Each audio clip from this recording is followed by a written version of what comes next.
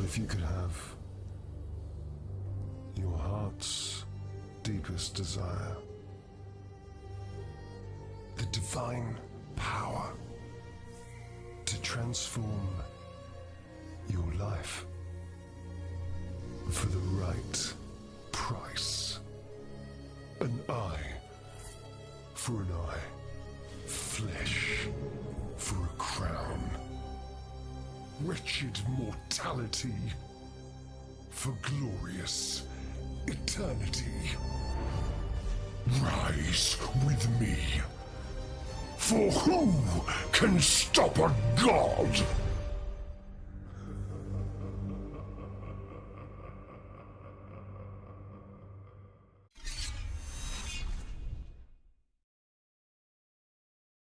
Well, well, well. That was fun. I've been working on that for a little bit today. And it's gonna get updated once we have things from all these people. Welcome everyone to Vecna, Eve of Ruin, Session 0. I have been very excited about this. I am a very big fan of Vecna, especially this version of him. He's pretty damn cool.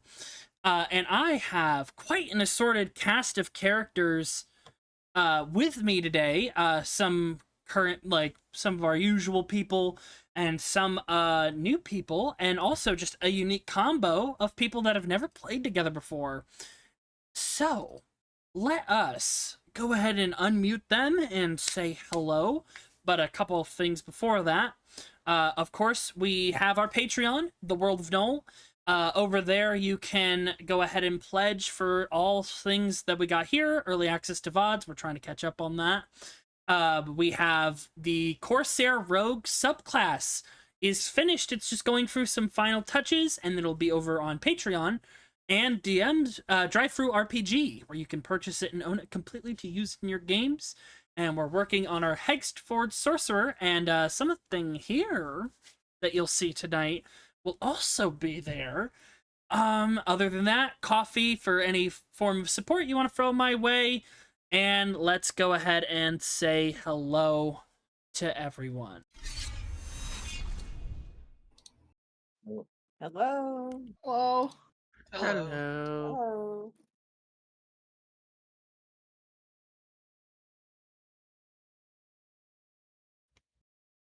Oh my goodness, it's Octavia again. Yeah.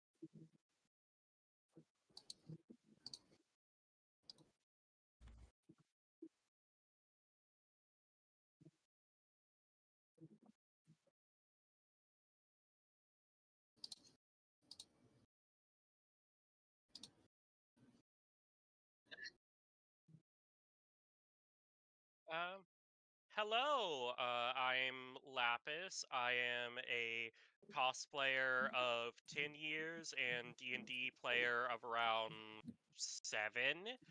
Uh, and I'm very excited to be playing Blanche again because sad dolls are my specialty.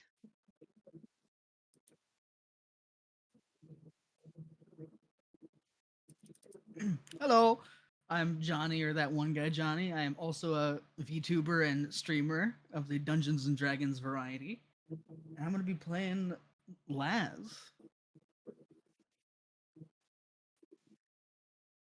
Hi, I'm Blake, the little gremlin you can't seem to get rid of because I'm always here. Always. You signed the contract. Yes, you did. And I'm yeah. No, I'm just playing Octavia, mean lady. There you go. Mm-hmm. Hello, my name's Astiel, just another player. I'll be playing a character called Vincent. Vernon.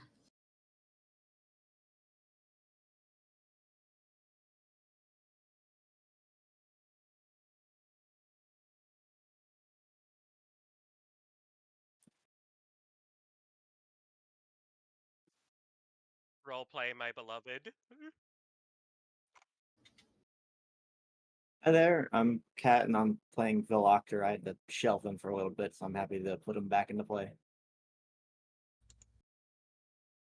Pasta? Pasta. Pasta. Pasta? Hey, I'm Pasta! eating pasta over here. Hey, Baba Beachy.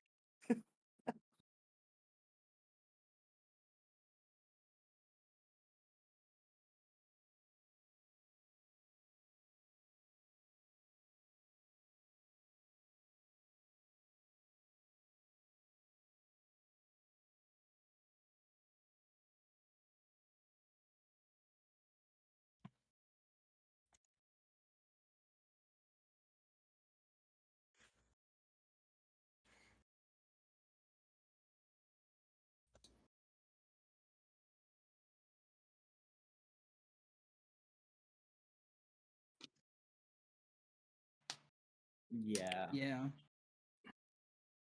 at most, at most 50. Yeah, Yep, 30 or under would be good. Yep, I adjusted it.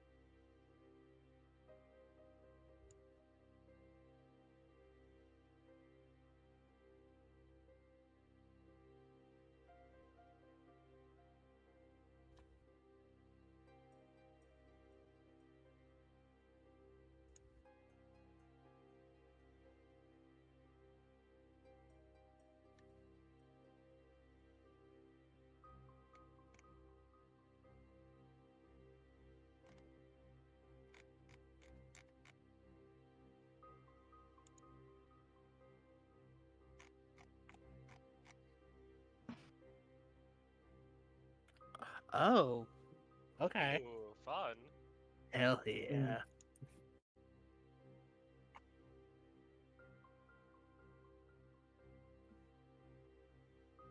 I'm already there.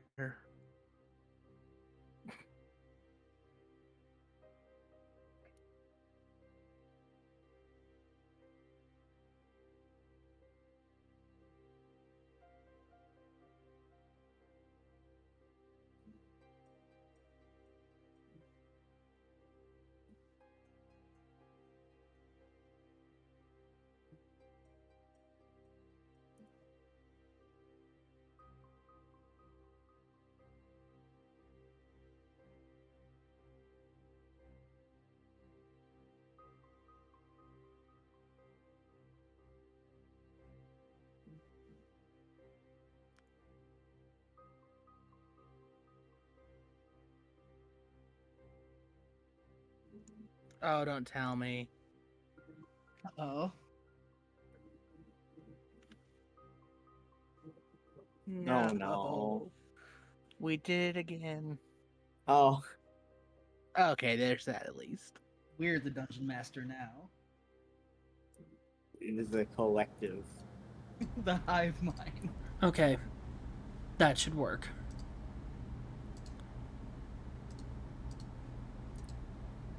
Oh, wait. Let me get my mic from elsewhere. Give me 1 second.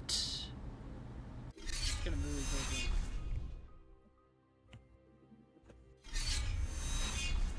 There we go. We're bound to have some scuff.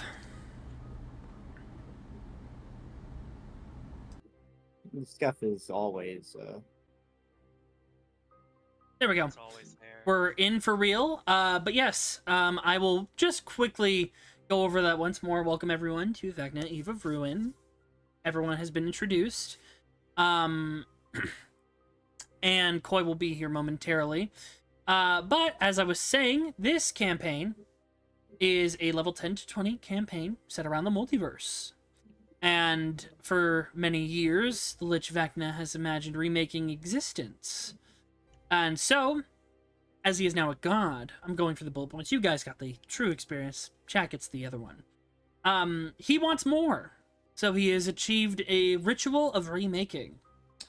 A powerful council of 4 archmages has gathered to attempt to use a powerful wish to stop him. However, it seems to summon 6 other individuals instead, all linked to Vecna. Alrighty. So, we're going to go over table... Actually, no. Any questions at that bullet point before we continue on? Yes, can we smooch Vecna? No. Okay, Right. good, fair enough. I don't think you want to. He doesn't have any lips. He's not very smoochable. He does have lips. I've He does sent have for lips. less. I. They were in It's the just a little trailer. crusty. It's fine. They're barely lips. I feel like he smells like mold. Pretty Yeah, crusty. Mm-hmm. dusty. He's in his Slay era, at least. Rusty, dusty, musty old Vecna. That's been our joke, Astiel. We're like, man, Vecna's really amping up for his Slay era because he's got like the robes and everything now. Yeah, Alrighty. but I can't find the link. It should be in the docs in Vecna Eve of Ruin chat. Vecna sent an anonymous request for finery to Theophany Designs. But yeah, Astiel, check the Eve of Ruin chat. I just posted it. Okay, I got it. Yep, and it'll have everything you need. And let me just close out some things so we don't lag as hard. Muriel just sitting on the fucking ship. Man, that person really paid good money for this. I wonder who they were. He made it himself with his god powers. I know, but it yeah. is a funny hypothetical. We'll go into our table etiquette. Most of you know this, so I'm gonna just go through it. No distracting activities during game, no playing video games, TikTok, whatnot. Just so you can be ready to roll whenever something happens. If you need a secondary activity, I recommend note taking. I'm going to give you the note format for the campaign after this. No metagaming or rolling for something if it was not requested. No use of min-maxing to power game, but we do allow unique combos and builds.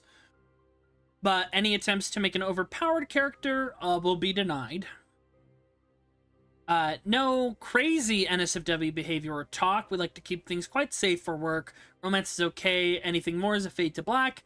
And I will keep us, like, ready to move on to another topic or, like, anything like that. But we've been pretty good lately. Everyone's been behaved on that. So my tolerance is lower for that. So, or no, higher for that. So, like, I can tell you guys when something is okay or not.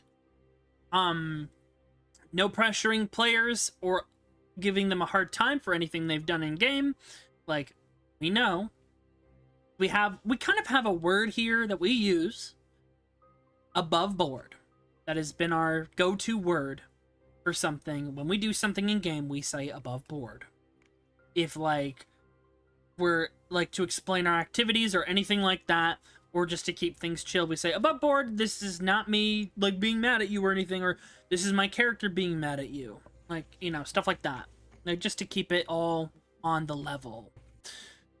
Try to leave any drama or personal issues at the door. It's a safe space to have fun and forget your problems for a while. Other rules can be referred to in house rules in the server. as well as general rules. I will go into those briefly. We have a few things that are new for some people. Let's see, I'm just gonna kind of go through them really quickly. Where are my house rules? Here we go. Things are, poison in my games is an effect that deals damage. Each time you don't make the save, it's a flat 1d4. It never goes up, never goes down. Initiative is an ability check. You can use Lucky, Bardic Inspiration, and Guidance on it. PvP is disallowed. The enemy is able to do certain things if you're able to do them. Floor bosses have advantage on initiative. Or they will have multiple turns in the combat. No making checks without the DM telling you to make one. Free 20s that we give out are used for attacks always deal critical damage. It is assumed you will always have the magical components that cost 100 gold or less, or can cast such spells with an arcane focus. We did change this. Using a healing item on yourself is either an action or bonus action. If you use your action to use a healing potion, you get the maximum healing from it. If you use a bonus action, you roll the hit dice for it. If you feed a potion to an ally, that automatically gives them the full healing for it. When damaged beyond your current HP, you are unconscious and lose 1 death save. In certain cases, you will lose 2. We haven't had that happen. We do double tap for enemies, but that is very much, it has to be provoked. As many of you can attest, you have to be a hindrance to that enemy for them to double tap you. They usually leave you alone if you come back. Flanking is opposite sides. You have advantage on the attack. Huge and gargantuan creatures cannot be flanked. You can, however, flank a larger creature if you are 4 squares or larger on the map. In combat, a 20 is always considered a critical hit. 1 is always a miss. Outside of combat, natural 20s are not always a success, but it will be honored in its natural 20 state for critical costs. Like, it's not an instant, oh, you win. It's just you get some good stuff out of it. We haven't had that happen either. For 2-weapon fighting, we do not remove proficiency bonus. Interception fighting style includes yourself. Exhaustion is tracked by points. So we are doing the better exhaustion, where for each point you get a -1 to each roll, like to every roll. So if you have 2 points of exhaustion, you have a -2 to all your rolls. If you have 5, you have a -5. You don't want to be at 10 because then you're dead. We have quick attune on. It takes a minute to unattune to most items and a minute to attune. For spells, when it comes to critically hitting, you roll the damage. For normal melee or weapon attacks, the damage is automatically doubled.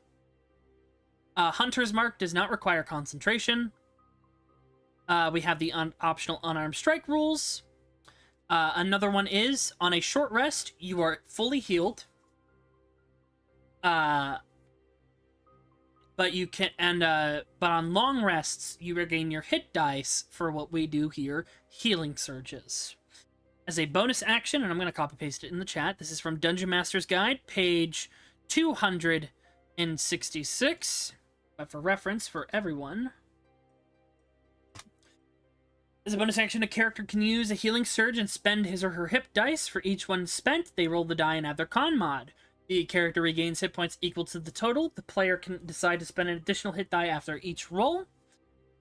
A character who uses a healing surge cannot do so again until he or she finishes a short or long rest. Under this optional rule, a character regains all spent hit die at the end of a long rest. With a short rest, a character regains hit dice equal to his or her level divided by 4. So, that is to pair with our short rest full HP, because you will not be regaining, you will not spend your hit dice really on a short rest, you will be doing it for a healing surge and get them all back on a long rest. And then we have my favorite, cleaving. It's so fun. Bam. When a melee attack or melee spell attack reduces a creature to 0, any excess damage carries over to the creature nearby within 5 feet. For spells, we have been allowing it. However, the spell has to have a range of at least 20 feet. Like, the creature has to be 20 feet within the spell. Attacker targets another creature within reach, and if it hits and they're reduced to 0, you keep carrying it over until you have no damage to give. Any questions? I'm sorry that's a lot, Astiel. Yeah, I'll get there eventually. Yeah. But yes, moving down, art requirements. For my games, I use art that is commissioned, or I've bought, or is in the book. This also extends to player art. No art from Pinterest, Reddit, or ArtStation. You must own the art. Adopts, commissions, and pit crews are accepted. Check player resources. We have a lot of links. Additionally, the art packs made by Stephanie Brown, Dagna Durals, Beidou, and Mermidia I own are allowed to be used for characters so long as you do not claim the art as your own. Koi, I don't think has commissions open right now, so ignore that part. That was a copy-paste. But any art drawn by the players must meet the following requirements. It must be digital. Clean line work, shaded, detailed faces with readable features, mainly for the tokens. Like, you don't have to do super shading, you don't have to go all out. It just needs to be a readable face, because token stamp compresses the image down to hell. I wish it's mainly to keep things on the level. Pit crews are heavily encouraged as they are incredibly consistent and easy to customize. And there's quite a few that I like that people can easily go through in Photoshop as well. Any questions? Nah, I'd win. Yeah, I would. Also, Koi, say hi. Introduce yourself. What? Everyone What do else I do? introduce themselves. How am I introducing myself? Say who you are, what you do, what you're thinking about playing. Oh, Name, okay. social security, address, you know, the usual. Oh, my credit card number. Got it. Yeah. Okay. And those 3 wacky Yeah. digits on the back. Yeah, especially. Oh yeah, I can't forget those. All right. So, hi, my name is you can call me Koi. I am Koi VT on Twitch. I'm attempting to be a VTuber. Hoping to debut soon. I also do art and pronouns they them. Also, what else? Oh, Who you playing? I'm looking at playing a human cleric. Oh. What kind of cleric?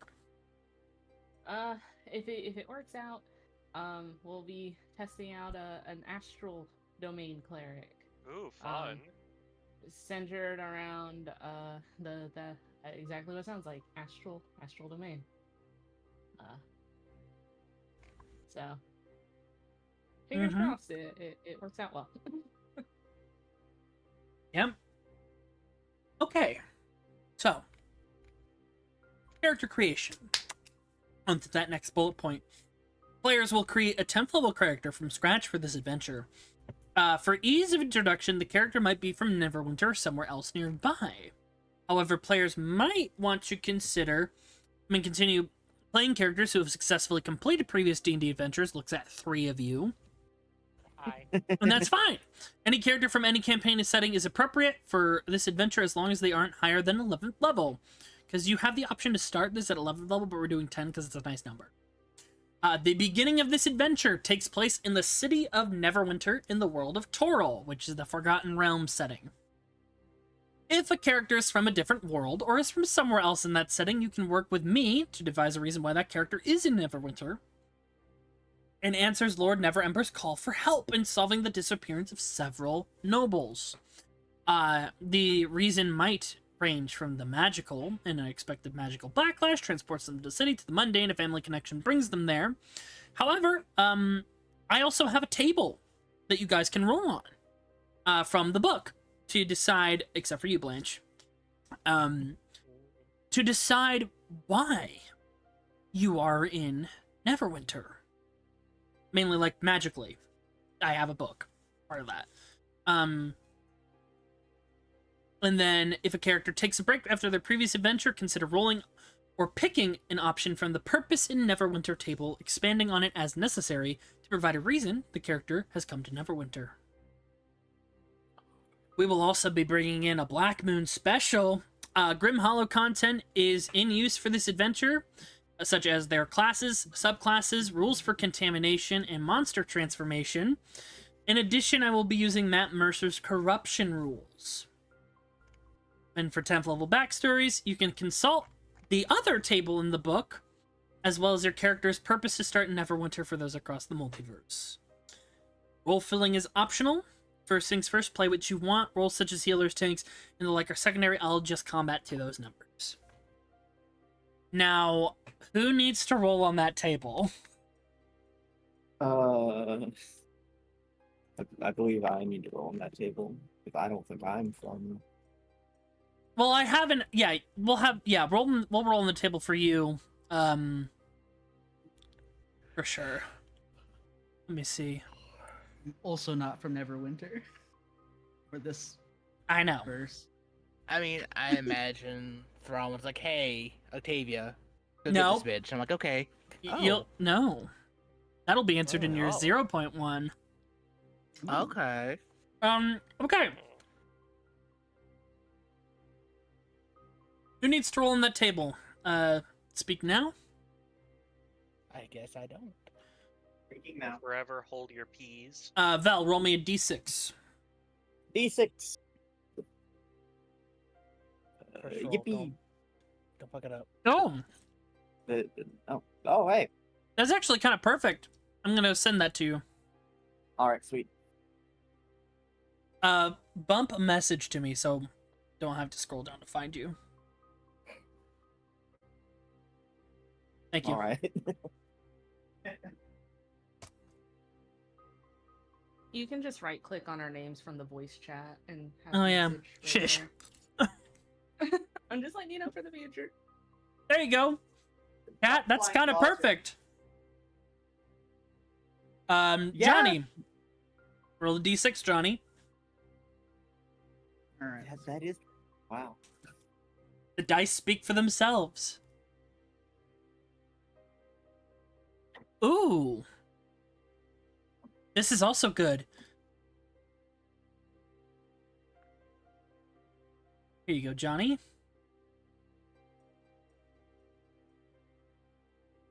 Optional, of course. These are just like, you don't have, these are not absolutes. You can play around with it. Am I able to Yeah. roll or oh cool. I will willingly roll. I like rolling for things. It's like gotcha.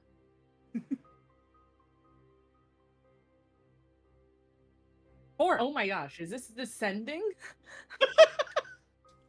you know, it kind of is. Here's your prompt. The dice really have decided that their spirit for this evening is going to be something. Balanced as all things should be. Yep.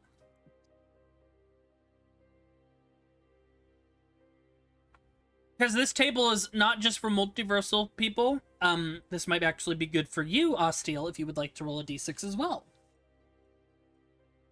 Okay, I will. Seems like fun.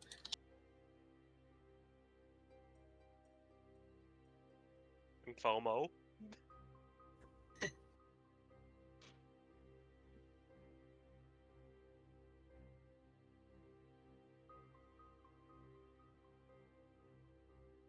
Okay. This actually works out. That way I can actually tie you two together. Because you will be playing together in the your 0.1.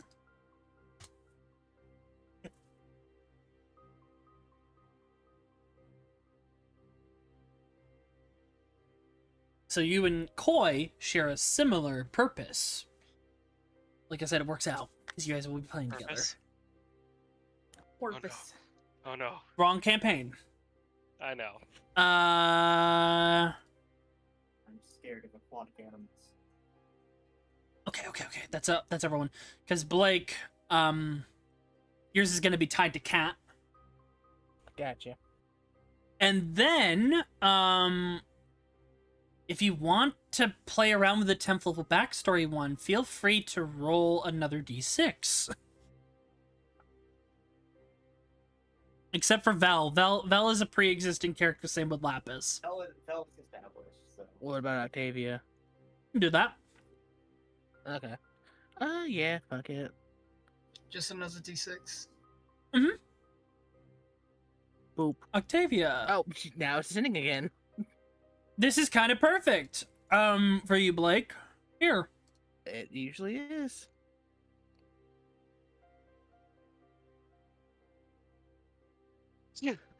Okay, that could work.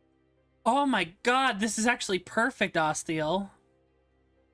Based on everything you've told me so far. I'll roll on there too. Addy. Oh, that really is perfect. Re-roll on this one. This is a little more unique. Say. Oh, oh, it's funny. It just ties in, Jonny. Should I roll one or? Yeah. Okay. Do you want me to just roll a D? Oh, Oh wait, a D3. You got the connected pieces. easy clap.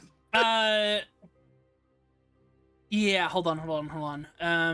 One. No, just roll a d6. We'll see. Okay. Oh, there we go. There you go. This is also kind of perfect.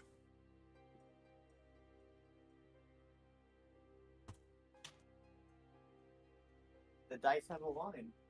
The dice have spoken. Oh. Oh, that actually is pretty good. Actually. These help you. True. Oh, by the way, we're doing trinkets, guys. It's been a while, but we're doing trinkets this campaign. Yay.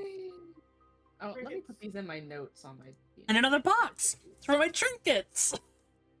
Vel is apparently now a kobold because I just go shiny. He said trinkets and my brain immediately went, ooh, shiny. What's Since trinkets? I'm new here, can someone explain trinkets to me? I don't know Oh, what trinkets is either. Trinkets are like something from the base Pathfinder. Not Pathfinder. Ugh. wrong game. Handbook. They pop up in certain books, such as the ones I'm going to be making you guys roll from is a mixture of the DMG and the Ravenloft book. We love our beloved Ravenloft book here. They're little items. Sometimes they do something. Sometimes they're just weird little oddities, Astiel. And you can kind of use it to, like, give your character a little bit more flair, a little add to their backstory.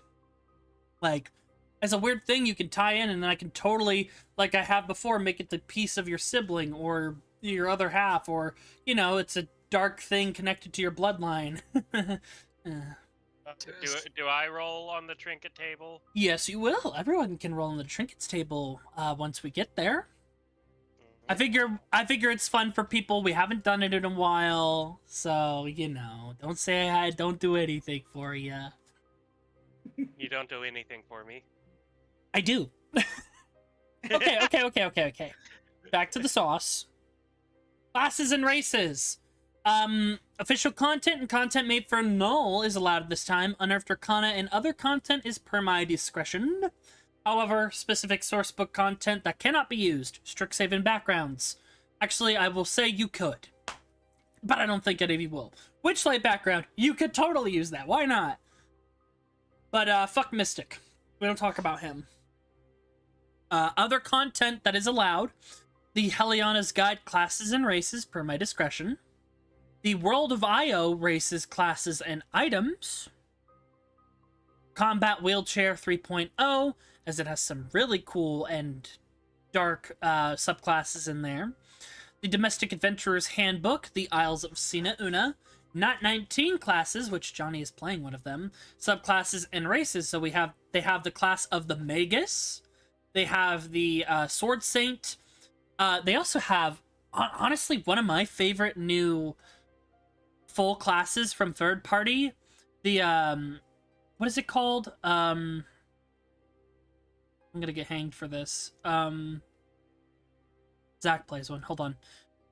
The Inscriptor, which is an int-based pact magic class that deals with writing. Astiel, think full Alan Wake. Like, levels of weird. But yeah, they have a bunch of stuff in there, and a bunch of races, stuff like that. That you guys can use. And for any race that people play, if it is official, do not use legacy content, use the Monsters of the Multiverse version. As well as you are allowed to use Tasha's Custom Lineage, Origin, and Feature Manager, which we need. That is optional class features that give you good stuff. as well as the race. We have several races unique to Null. And some races have customization options in Null, so please be sure to enable those options. And for you, Astiel, some of our unique races are the android, which Jonny is playing. We have the marionette, which Lapis is playing. We have the Hellfire Tiefling. We have the, what do you call them? The Canis. Canis, which are fun things there. We have the, I'm trying to think. We have a couple of other ones. Oh, the Kesho, the Etherborn, Kindred. Kindred. Yeah, we got them all. But yeah, and then other than that, there are some other races that you can look at for sure. The only races I'm not allowing right now, Variant Human, Autonome, and GIF. Right now, because they just don't. I mean, you could if you wanted to, but I think everyone's Space pretty hippos set. with guns? What? I said GIF, the space hippos with guns, or is Mhm. that a different GIF? Yes. Yeah. Guess Yankee are fine too. Who the hell? But any questions there? I'm good. All right, Good. we'll go down the line once more and kind of give an idea of what everyone's playing, because you guys are doing 10th level builds. Lapis, would you like to tell them the race you're playing, the class you're playing, subclass, and background if you want? A marionette blade singer wizard with the haunted one background because Blanche has seen some shit. Mm-hmm. You saw an apocalypse. Yeah. Trying to stop from seeing another. Boy, Huh? race class background? Oh, I kind of already I mean, said yeah, some. but, you know. Human, cleric, hoping to do astral domain, which is something me and Nakra are working on. Mm-hmm. Idea of it dealing in, like astral, so stars and whatnot. You can tell them what, you can tell them one of the main inspirations. It's okay. Nah, I'm fine. We'll keep that secret. And then,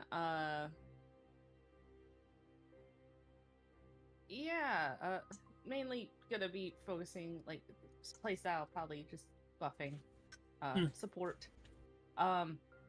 And background, I'm still trying to decide. Nakra, I just saw that there's an amnesiac background, Sure. and that looks pretty fun. All right. Jonny, do you want to tell them the hellish build me, you, and Kat created that one night? We cooked up something vicious for this one. So I am playing an android multi-class with Ranger and Paladin with the Gray Arrow and Oath of Vengeance Paladin. Jesus And- Christ. And do you I want to don't know tell what them? that means. Do you want to tell them what the Gray Arrow is, or do you want me? I think you can describe it better. So the Gray Arrow is a Ranger subclass created by Nat19. It is an order of Rangers that hunt mages. And they have Oh. special bullets that they can imbue to disrupt spellcasting, cancel spells, counter them. You know, they can track mages, and they, like I said, they get special bullets that they can use in combat because they are proficient with firearms. I'm in danger. The idea of They seeing hunt, a to be fair, fireball they get hunt shot- evil, they hunt evil mages. Something I of a might be menace. in danger. Yeah. If We someone cooked is- up a someone shooting monster. fireball out of the air has to be fucking hilarious. Like, oof. Yeah, fireball. I You just shoot a consider- Glock at it. Would I consider Blanche evil? No, Would we I don't do consider alignment. him You know that. Yeah. Yet. I'm not sure I'd consider Blanche particularly morally upstanding outside of his own morals. He's not. either, He though. curb stomped Vecna's concubine. Yeah, Pretty brutally, I might add. Blake, he sure did. you're playing another returning character. Want to tell him what your build is, background, race, and maybe your family history? Give me 1 second. Never mind. Hi, yes. I am playing Octavia, a half-orc blood hunter.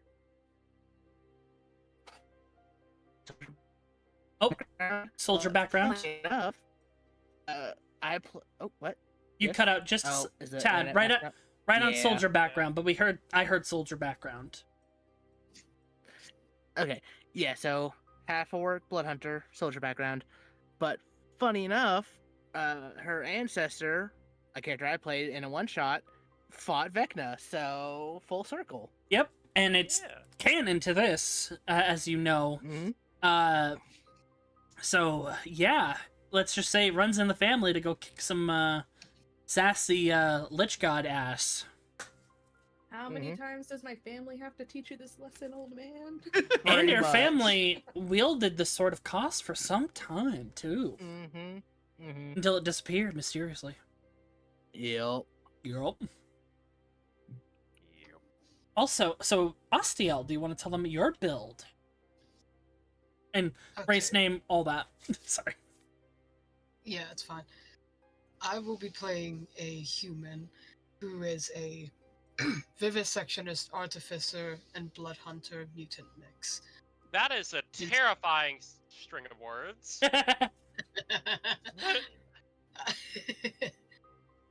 He will be taking the Haunted One background.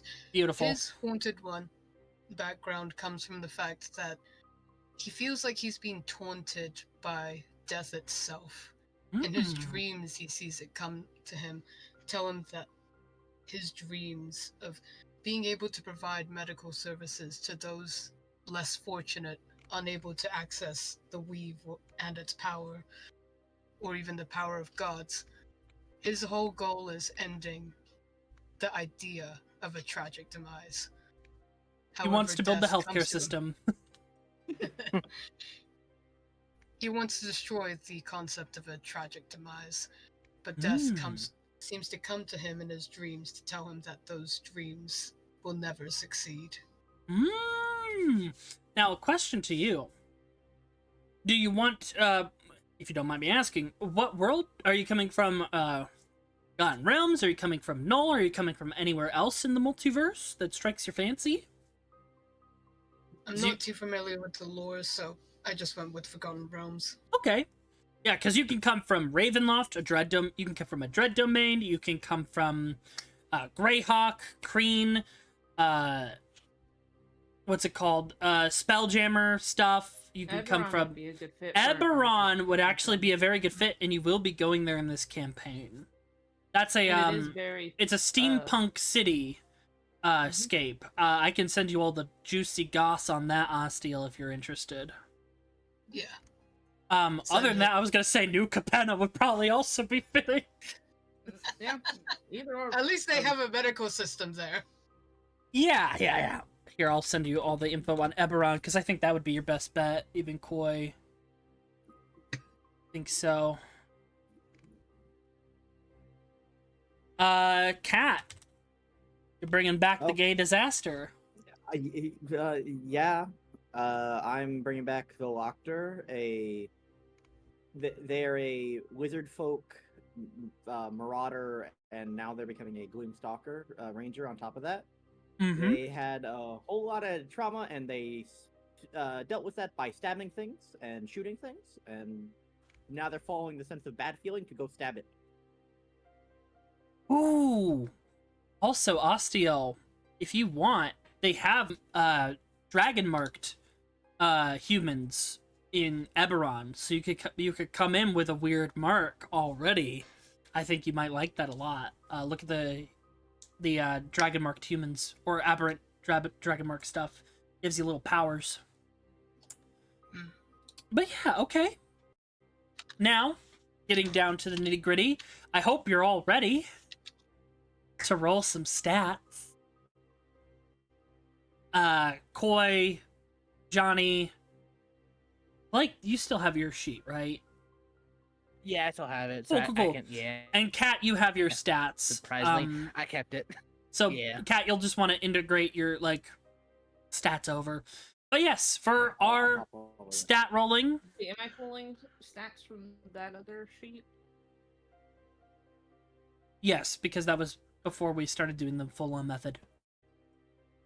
Oh, Yeah. okay. I'll pull them from that. Okay. I think I used our method for the old You did. Octavia. I'm making a Octavia- new sheet just to make. Okay, yeah. So Mhm. I'll. Oh yeah. So yeah, I'm making a new sheet. I'm gonna move it over just for ease of access. So Yep. that way I can like level things properly. Okay. I'll say, so we do the koi pond method, because this is the method that koi has been using. This is a method that ensures 0 dump stats. So you're going to roll 4d6, re-rolling your 1s and keeping the highest of the 3, and you will do that 7 times and keep the highest 6. And while that rolls, so go ahead and start rolling, and then write down on a notepad or take a picture, because physical dice is fine, digital dice is fine, or whatnot. For those that need to roll it, go ahead and roll it, and people start asking questions if you have any to just fill in that in between. My stats are kind of borked because one of them says it's a 3. What do you mean? If you look at that, Look at the campaign.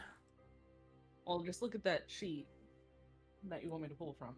You're not pulling anything from a sheet. You're rolling. Oh, I'm rolling a new thing. I thought you said to pull stats from another. No, I from said another roll sheet. because that was beforehand, and also I think things happened. So go ahead and roll right from okay. yeah. Oh, okay. I got confused. I was like, oh, weird. Okay. Ready?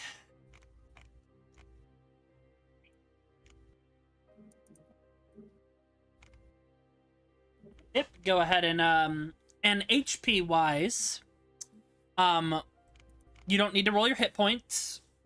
You have the max rolled HP for your class, including your Constitution modifier. So make sure when you click on hit points in the beginning of the sheet when you're turning on all the content, just make sure to turn that on. You're going to turn it from fixed to manual so you can just do that. So example, I'll use you, Blanche, because you're already done. Blanche is a 10th level wizard. So 6 times 10 is 60. So we put 60. It just tells you. Damn, Astiel, coming out of the gate strong. But yeah, no, you put in 60, and then any other buffs from your stats or feats like Blanche has, it's already calculated in there for you. Yeah, no, Nakara. It says total possible HP. I know, but values. you never know because of those feats like tough and stuff like that. It calculates that too. It does it? Okay, well, yeah. Yeah, you just have to look at that and type it in the override HP box. So that way there's no funky math going on. I hate funky math.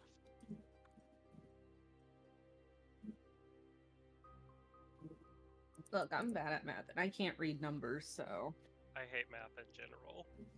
Believe you me, all of us do. The only reason I passed math was because I cheated. Astiel, you're popping off a bit. Yeah, I barely passed my math class. Astiel out here asserting dominance.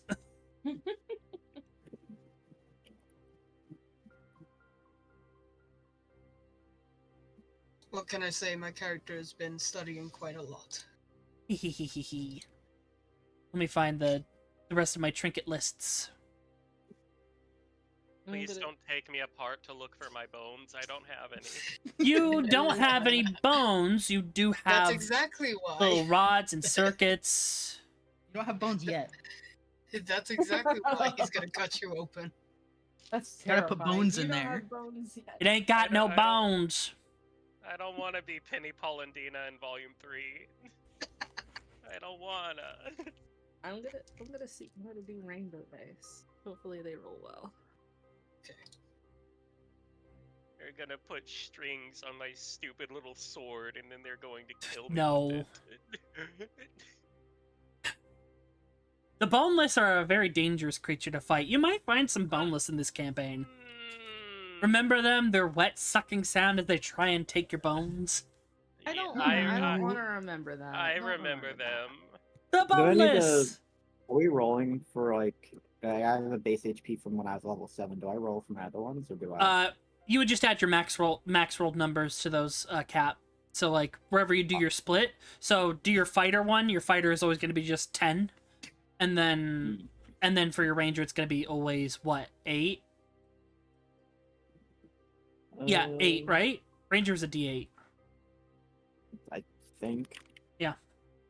So yeah, you'll just have I've to. been watching. You remember, you don't have to roll. It's just automatically high. All right. Cool. Okay. Astiel, what the fuck? Or is that you, That's Johnny? me. Johnny, That's stop! me.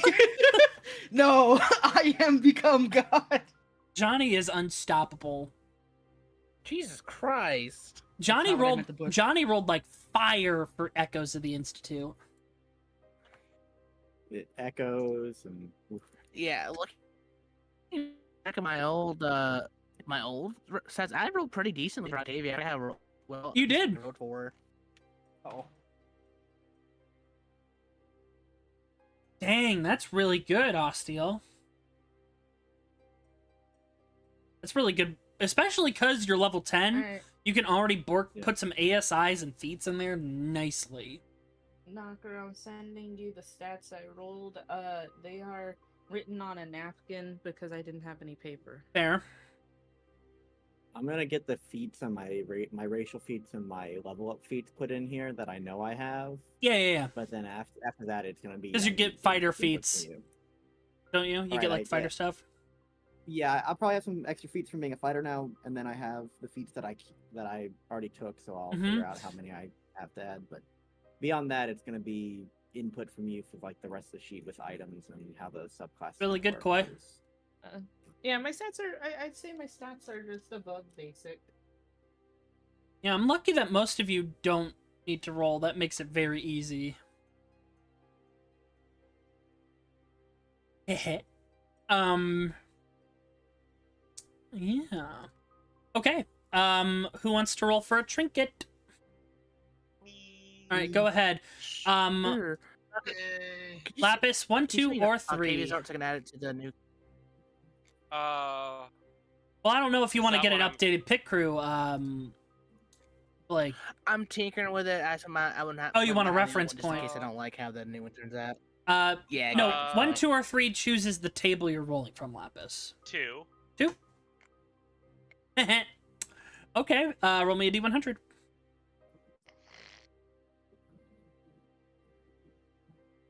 Here, Blake. 58. 58. Okay. Do you want me to DM this to you in private, or do you want it just put into the ether? Put into the ether, but DM it to me so I can copy paste it. You built from a broken sword. Oh.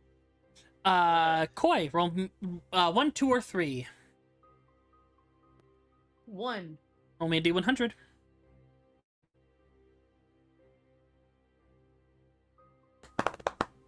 $76. Okay.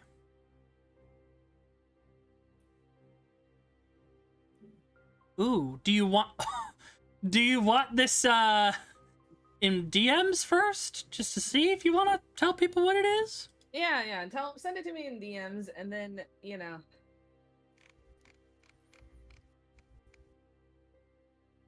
What trinket? I don't have a trinket. It's fine. What's a trinket? Johnny, I 1, yeah, 2, or this is 3. gonna stay in the in the 2. 2? Okay, roll me a D100. 86, okay. We're all over the place. Ooh, do you want me to put this in the ether, or do you want me to put it, just DM it to you? Both. Okay. Ace. An empty silver snuff box bearing an inscription on the surface that says dreams. Mm. Blake, 1, 2, or 3. What would you recommend for Octavia, actually? I will not say. You fucker. 2 then. 2, D100. Meanie. Make me have to be D100. Oh, well. 2. You want me to put this out in the open, or do you want this Secret first. secret first? Yeah. Here's your secret. First. Let's see.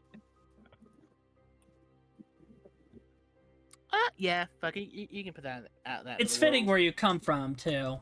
Piece of crystal that Mhm. faintly glows in the moonlight. Ooh, fun. Astiel, 1, 2, or 3. I can make that tragic. Give me some time. I know you can. 1, 2, or 3. And I'll probably just keep the current pick group. It's fine as is. I don't need to really. Okay. I'll It's go good. with 3. 3? Okay.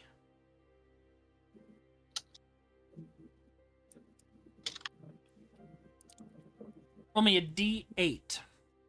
Oh.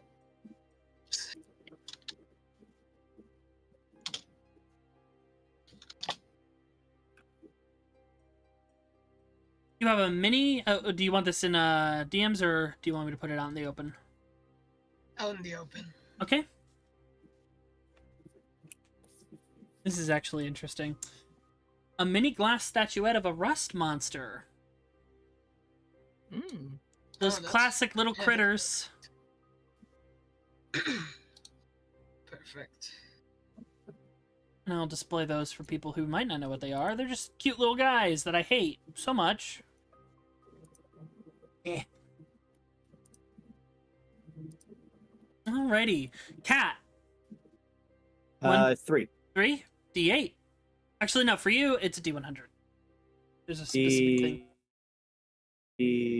D100. Oh boy.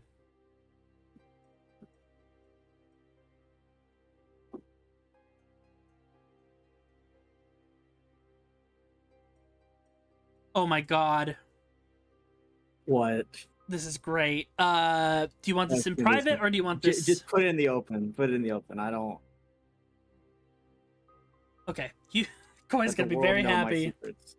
Let the world. A rucksack in which one potato magically appears each day at dawn. Yes. Delicious. Yes. The This potato is- sack. This is incredibly in character for Vel. This is We Yo, dangerously. I in just character. we won the game. We won I D&D. want a potato from We the just won potato the- sack. Campaign. We have I had that in a Witchlight game. It's amazing. Yes, I used it everywhere and I threw it at people constantly. I love that. Yeah. Okay. How is everyone doing on stats? Have you input those and all that? Yep, I've Yeah, finalized I've my input them. I'm space. just doing abilities. Yeah, I'm filling out abilities Orders. now. Mhm, What are mhm. we doing? You said the subclass isn't ready, so Yeah, subclass isn't ready, so just fill out all your basic fighter stuff and we'll pick your subclass out when it's ready. all right. Because do you You want wanna- to say what subclass you're playing? Because we did change it from a full class to a subclass. Vel is still a marauder. And Marauder is a gunblade wielding fighting subclass. We used to have them as a full class, but we decided to adjust them and make them a fighter subclass instead. That way they get more mileage, and you get to do more fun stuff with your gunblades. So yeah, that'll be fun. Yeah, becoming a fighter is an amazing buff, and I will never complain about that. I know. But if everyone's inputting their stats, I will put this in the chat. Starting equipment. You get your starting gold from your class and background. You get 1,000 starting gold. 5 potions of healing. 2 potions of greater healing. 1 superior potion of healing. A stamina potion. So for you, Lapis, and Cat, remove any potions you already had. These are the ones you're just going to flat out start with. I haven't taken any of my items All right. yet.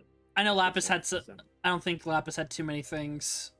But the stamina potion for Astiel, it is a special potion that is from the XP to level 3 book, the Questonomicon.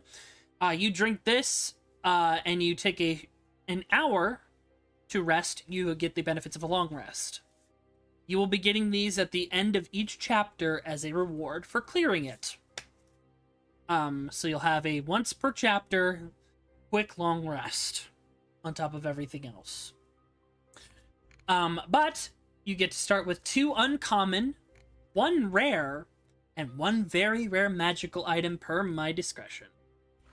And for you, Astiel, I'll also give you the Knoll Shopping Center, because we have some things in there that are unique.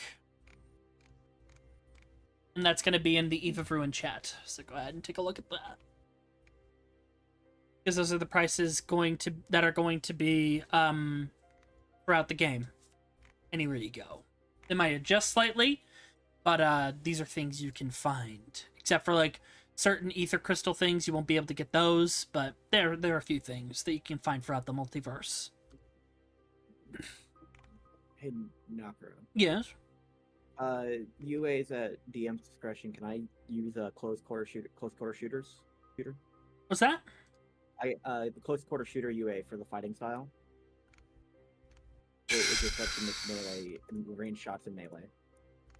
That would probably be best to get the sharpshooter feat, because I believe the sharpshooter feat the gunner feat allows you to do that automatically. I had gunner or sharpshooter, one or the other. Yeah, one or the other. Yeah, I just had an extra fighting style, so I had to ask. Yeah, no, I'd be better off doing the feat if you want to do that in that case. Because we don't use too many of those UA fighting styles unless they're in D&D Beyond right now, because it's hard to put them in. And if you're Johnny, you are a ranger, add to your feats Ranger's Heart. That is Ranger's... Yep, it gives you your Hunter's Mark stuff that you get as a ranger in my games. And no one's playing a barbarian, so no one gets Barbarian's Heart. But Lapis, you get Ether. You can take the Ether Blast spell, or no, Ether Burst spell, or whatever I called it, Arcane Burst cantrip, which is like the wizard version of Eldritch Blast, except you don't get more shots, you just get damage upgrades. So there's a spell you can take, and the spells that you've made for testing Lapis, you can use them here. And if you see a spell, guys, that says ER, those are Elden Ring spells. Just run them by me if you're trying to use them. Because some of them are a no-go. Most of them are fine. And if you see a GH, those are Grim Hollow spells. Those are fine. And I'm gonna go through your sheets and make sure everyone has what they need on.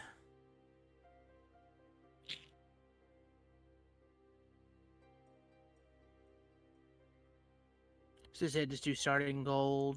Don't worry about starting equipment since we'll be getting our own stuff. No, you starting equipment and starting gold from both your classes and background. Okay, gotcha. You want to make sure I heard right. I was like, wait a minute. Right. Okay. Where do I find the Ranger's Heart? That you would click on feats, and then you would add another feat to your sheet. And Koi, refresh your sheet for your content, because you had non-core off.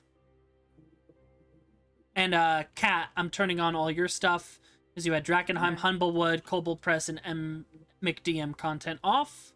And you have, I turned on optional class feature and customize your origin as well. So refresh your sheet that is on there. And for you, Astiel, I'm turning on all the content you need.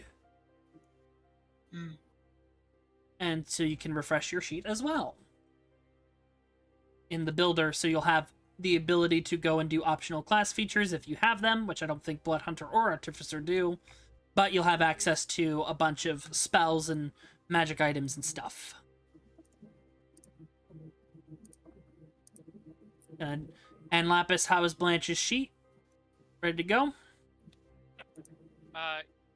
More or less. I don't know when we'll get the chance, but one of the other spells that I wanted to get in for testing sometime soon would be Night Bloom. But we will see. Yeah, we'll see on that one. I gotta figure out what feats I used to ASI and what I didn't, Check, so I can check Roll20. Your Roll20 sheet for Val is still active, so you can go there and cross-reference. I gotta see if I actually noted enough things correctly. I usually formatted me and Zach formatted those for you, so those should be good. Alright. But yeah, Add feat anywhere. you click on feats, not seeing that. Am I The blind? feats I might be tab in blind. D&D? You're not even in the Roll20 thing. I mean, the D&D Beyond thing. I don't see. I'm You're in not- the D&D Beyond thing. I don't see you. Am I not? I don't see you, no. What's happening here? What's going on? I don't know what's going on I see Vincent, I see Veloctor, I see... Oh, you're right, I'm not. That would probably be why. Yeah, that'll do it. Because then you can get access to all the stuff, Johnny. I was looking at the wrong don't mind me. I'm just a boy. Alright, once you refresh, I'm just let me know a boy. when you've joined so then I can get you all set up. I hath joined. Okay. Let me fix you up. So, wait a second and I'll get your sheet all ready for you, pal. Encore, all your goodies. Not Rick and Morty, we don't do that. Last feature, Annual, there we go. Alright, so go ahead and do all your building that you need to do. Okay, moving on from there, because you guys I will sent be... you a thing, Knocker. Just let Okay. me know what I was Was he- gonna do, because Okay. We're gonna go down one more bit, and then we're gonna go ahead with the prequel that you all can observe. This is the last little bit. This game is not one of my paid games. However, if you want to throw some support my way, is super appreciated. Donations of any kind go straight into games for source materials, art, and more. It's got my PayPal link, my Ko-fi link, and the Patreon link. So give those a gander if you need to. If not, a-okay. But yeah, usually I try and get those all set up. Yeah. So we're gonna go ahead and we're gonna move into the prequel for one of our characters. So Coy and Blake will be able to help you out with some of these things. So in your group chat, if you have a question or you're missing something or you need help with anything, ask Coy or Blake in there and they will be able to help you where they can and point you in the right direction. But I want everyone other than Blanche to mute yourself. As we begin session 0.1, Shattered Hearts.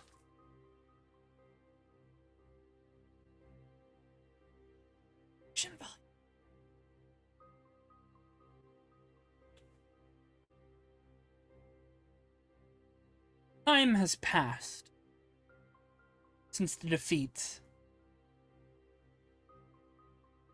of Empress Elecne, concubine of Vecna, and her cronies.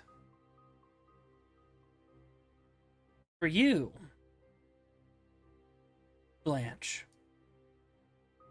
you reunited with your lost flame, Salazar. I can actually get some new music in here. The road has been tense.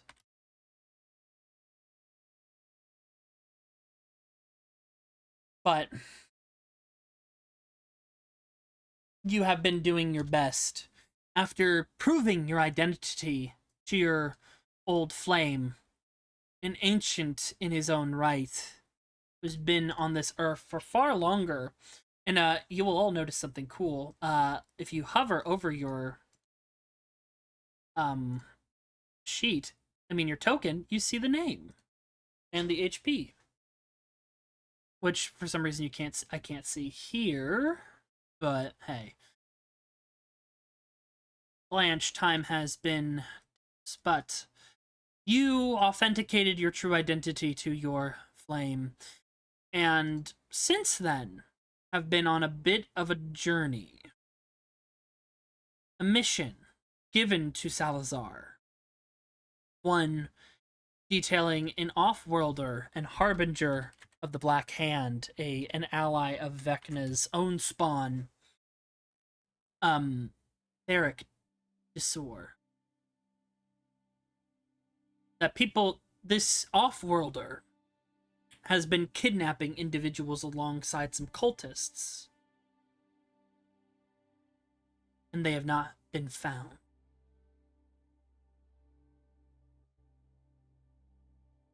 Meanwhile,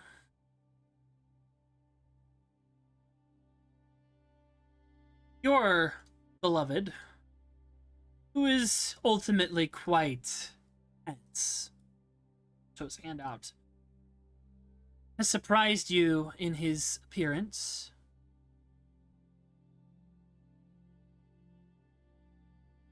He shifted from his bright purple star hues to a neutral sun brown, golden color. His eyes still lit with sunlight. His long, tealish hair. He wears a breastplate with a pauldron. His right arm is bare, with about a dozen or more gruesome, deep scars, burns, cuts, nicks, damage to his right hand. An arcane ink that has been freshly applied, while his left arm is covered with a long sleeve that coats it. He has been quiet and short with you. But you have made your way to a temple in the Darklands.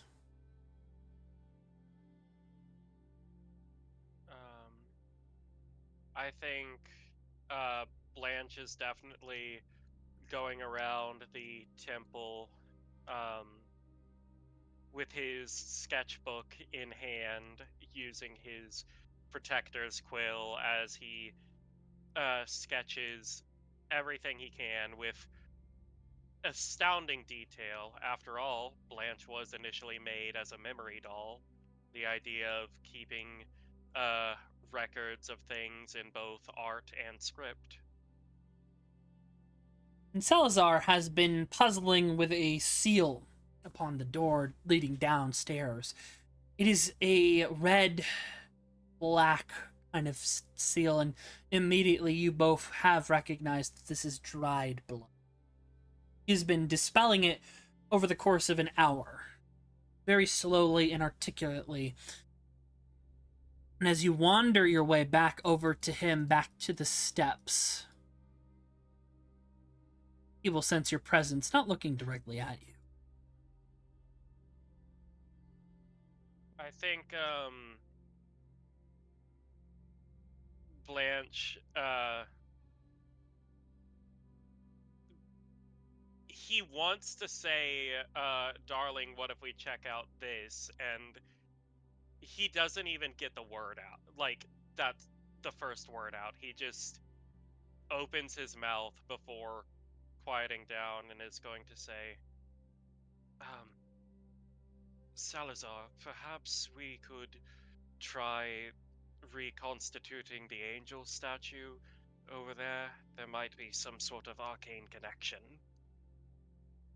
It is not as such. I investigated it at a glance. This is our way down. I can sense the necromantic energies down below. I am almost done with this. I figure you have something you've been wanting to say. Go ahead and say it. You have questions, do you not? I have a million things I would like to say, but none that I think you would like to hear, given current circumstances. I can understand the situation you are in. I was loath to believe that you were alive. I have had people play tricks on me over the few centuries. There is something I want to clear the air with, Blanche. For you, it was but a few weeks that we were separated. For me, it's 5 centuries. A lot happened to me in that time. I grieved for you. I found love. Was married for a brief period of time. Of course, it did not work out. Father, partner at the time, had a child, so I experienced the joys of parentage. But I still lingered in my pains from the cataclysm. I have found myself in different paths and circles, anger and hatred. I joined the record keepers, set a good example for the rest of society. I have changed a lot. I am not the Salazar you once knew. So it will take some time. For this situation, he gestures his right arm out, the one that's heavily scarred, into the air, to see what is to become of it. And then he looks back at you, his sunlit eyes just glowing. And I need you to be alright with that. That is okay. I don't know what the stars hold for us right now. I am hoping that in time they hold reconnection. You know me, I'm a knight through and through. I'm not going to force anything. I'm going to respect boundaries, but I think he sort of puts a hand over his eyes and pinches the bridge of his nose. I am aware of the time I was gone. I remember when I first awakened, I didn't remember anything, and it all started coming back gradually, and then council sort of forced everything back into me at once, and even when I didn't remember everything, I remembered you haloed in light, and I remembered someone calling out my name and sinking beneath the waters and feeling content that I had at least fulfilled my duty as a knight at the time. And I simply hope that I get to know the new you, and that even if things don't work out between us, I hope that I can see your smile in the arms of someone who loved you like I did. You hear a fizz as Salazar finishes dispelling the rune, the blood rune, on the door. There.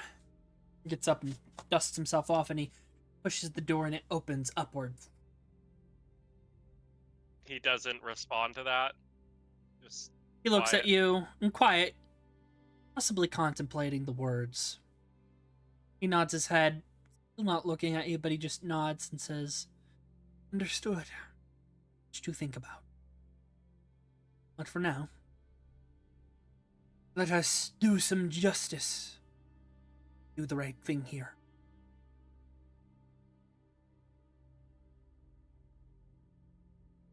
At the very least, it's good to have my partner in crime back. Indeed. Who do you think this statue on that crypt depicted? If anything, likely Horu, given her sordid history with Vecna. Though oh, that's right, I do not know. The Black Moon, Horu. She was the daughter of Vecna. He just walks forward. Interesting. And I think Blanche sort of scribbles that down, and then as a quick little note next to the sketch of the broken statue. Well, this is quite a dusty old place. Indeed. And as you walk forward, you see, immediately in the space,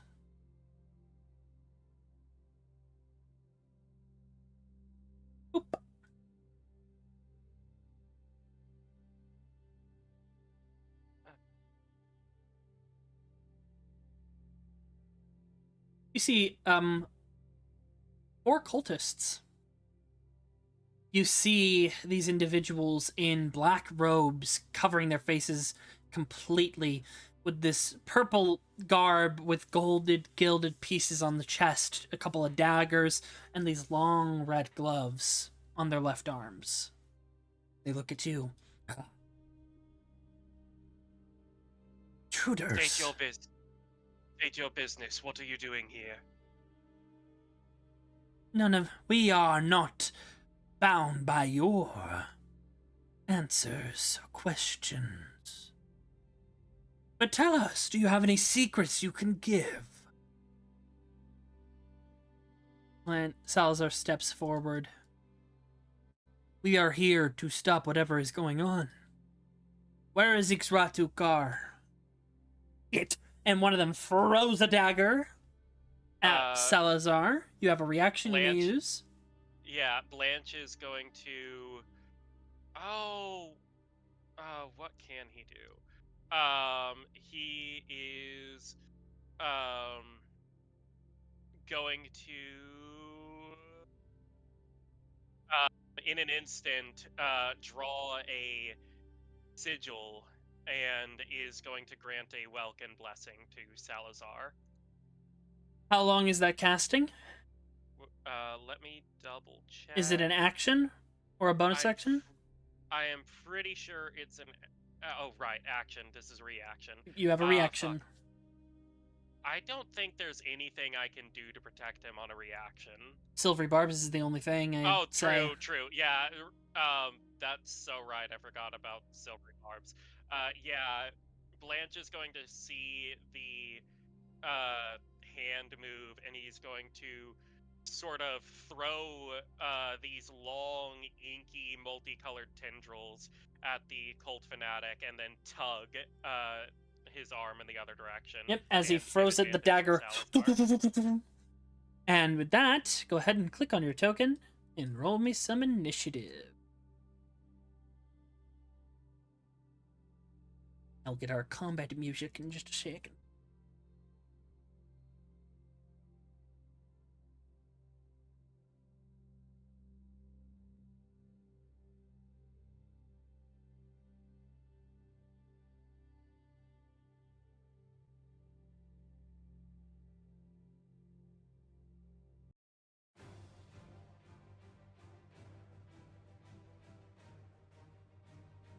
Righty.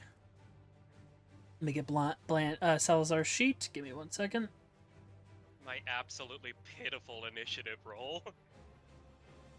Okay, this is weird. Why am I not a player?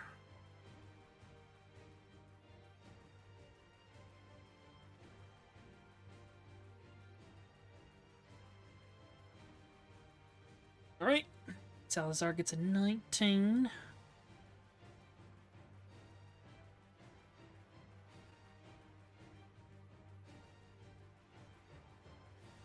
Right, and then the cultists. We're gonna hive mind this as per usual, so got one in the corner. He's gonna be our initiative guy. Alrighty.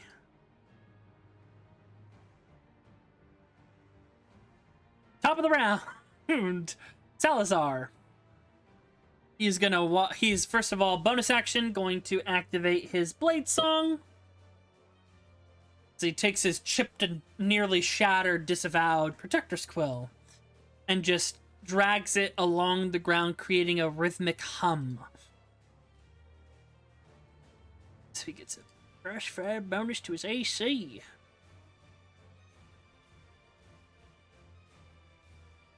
And he's gonna rush in.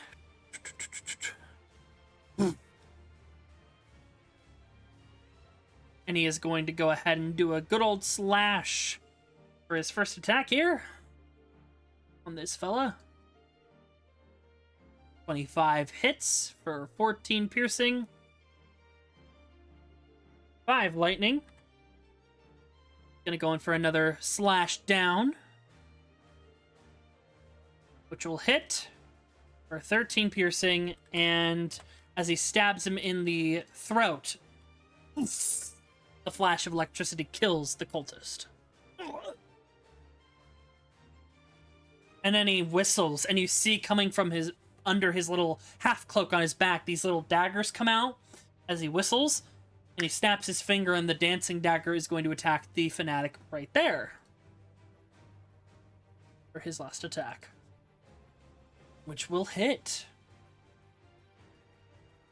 Healing 8 piercing and 3 cold. As the daggers come back and they float around him in a semicircle. All right. You are warned. You can surrender now. Or I will show no mercy in killing you. Go, fanatics! We will not succumb to your antics. And he runs, the one here that he just injured is going to run up and inflict wounds. Ooh. Come on, champ, you can do it. Oh, that will not hit. Bonus action dagger. Salazar just ducks out of the way and swats the dagger out from him. You can do better than that. The other one, 5, 10, 15, 20, 5, 30. You match the description. And is going to throw a dagger at you, Blanche. Miss. Miss. The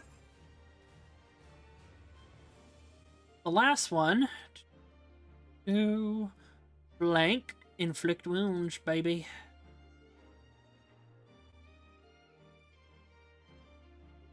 Gosh, pathetic. Blanche, it's your turn, buddy. Yeah, Blanche is... Okay, I've got a question. Yeah. I have a pair of manacles. What check would it be to try and, like, cuff this guy mid-combat? That would have to be like a grapple check. And he threw both of his daggers? They're gone? He has more than a few.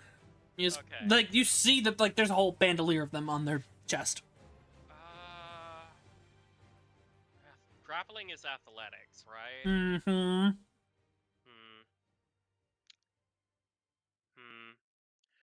I think I'm gonna weigh my options here, and Blanche is going to look at this guy and just say, I think we should have a little discussion about that, but I have bigger fish to fry right now. And he is going to run a hand, a couple of fingers over his wrist, and from one of the joints, this long stream of green ink is going to come out as he casts Snakebite on this guy. Hey! That's a classic of mine. Go ahead and cast. 13. 13 does not hit. I am rolling like dog shit tonight. It's okay. I'm embarrassing myself in front of Vanessa. Bonus action, Blade Song. Alrighty, that puts your AC up to 23. Okay. You. Ching. You take out your undamaged and well taken care of Protector's Quill, and you drag yours in a pattern, and that makes that ring as it, thrums out. I think Blanche's voice harmonizes with it in an almost Vocaloid sounding noise. Okay, Hatsune Miku. Stop the violence. Yeah. And that'll be my turn. Also, for you, Jonny, I saw your problem. I added it for your refresher sheet. You're welcome, King. Alright. Top of the round, Salazar's turn. He takes a deep breath in. Let me see. Ooh, I got some goodies I can do here just to get rid of these guys.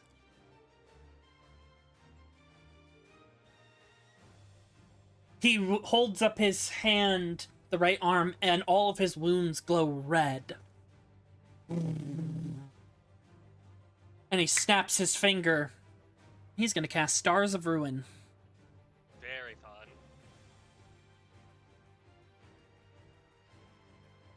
Deck saves from these chumps. They're probably not gonna make it, but hey. I'd be really surprised.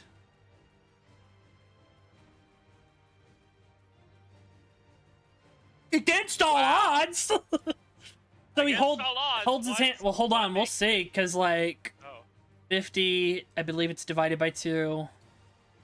Oh, okay. Yeah, that guy's, they're both gonna die anyways. He holds up his hand and he utters this word. See. And then 10 dark stars. This is an infernal. Oh, I speak. Actually, no, wait.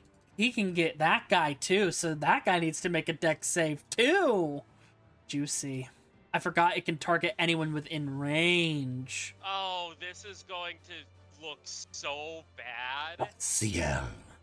And then these red stars just strike through their chests, burning them and turning them into just skeletal charred messes. Well, if they're going to die anyway, even with a successful save, never mind. Yeah, even half damage would kill the one guy.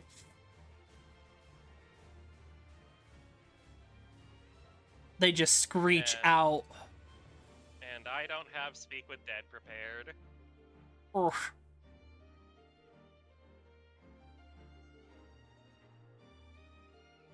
But yeah, your boyfriend's got some, your ex has got some, stuff going on. That's new. That's magic you've never seen him cast. Yeah. That is ancient magic too, so. Yep. Which makes sense. He is from the pre-Cataclysm era. I think Blanche is going to look down at the one dead right in front of him, just sort of, well, dead-eyed. Like, not really knowing what to do at this point, before eventually speaking. I don't suppose you have Speak with Dead prepared. We just lost information. I have a token. And he holds out a necklace, and he just rings the small little bell on it. Arise. And the body. As he does that, Blanche is going to take out his chest. Not like his chest torso. He's going to take out his chest from his backpack and is going to draw on the inside upper lid what looks like a pair of jaws, and then will give Salazar the go-ahead as he prepares to cast Voice Box. The corpse regards you both lifelessly. However, something you have not seen before. When most Speak with Dead rituals take place, Blanche, you know that the eyes and the mouth, they kind of glow this green hue. Yeah.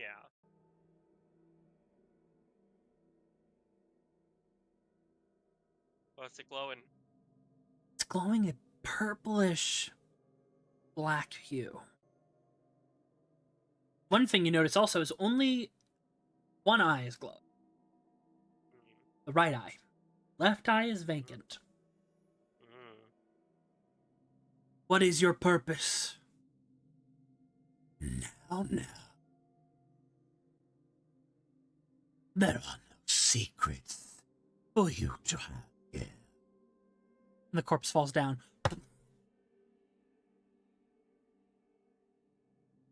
Oh dear. Looks at you. Blanche. The ritual Blanche failed. Blanche is going to shut the chest that he was trying to prepare voice box with, And you do not expend the slot because you've seen that moment. Like, this body is like got some clear divine security measures put on it in death. He looks at you. That can mean only one thing. A body that does not tell secrets in death. And Ixratu herself. These are cultists of Vecna. I have heard, in circles, that Vecnan cultists, they are not easy to get information out of, alive or dead. They keep their secrets for their god, give their secrets to him for power. When they die, all their secrets become his. That means we should probably hurry to the next area.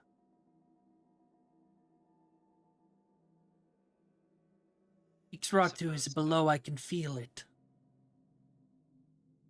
give me about a moment, and Blanche will flip the pages of his sketchbook and begin taking sketches of the cultists and the statue here.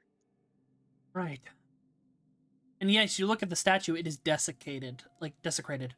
It was clearly to an individual, likely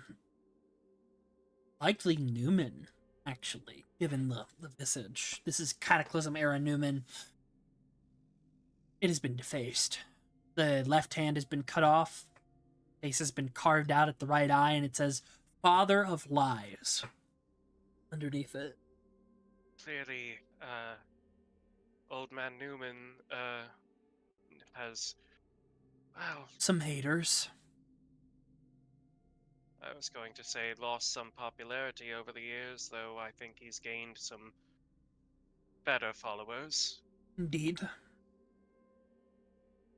Oh yeah, aren't you a follower of Newman? Yes. Oh, Norum. You're a follower of Norum. Yeah, follower of Norum. He's, I think Blanche is going to hold up a finger for a moment, and he's, I think he's just on edge and isn't necessarily sure what the deal is here, but is there actually water in this pool? It is very gross and murky, my friend, but yes. I Likely think corrupted. You can make me checks if you would like. Religion, Arcana. I would like to dab some like really dark ink in here, and I would like to make a nature check to see if I see the ink flowing in any direction. What is your snake familiar's name, by the way? Basil. Basil? Okay. I have Short for basilisk. I have the thing for you. It is a poisonous snake familiar. Excellent. That's perfect, considering he's an eyelash viper. There you go. Yeah. Basil. Marvelous.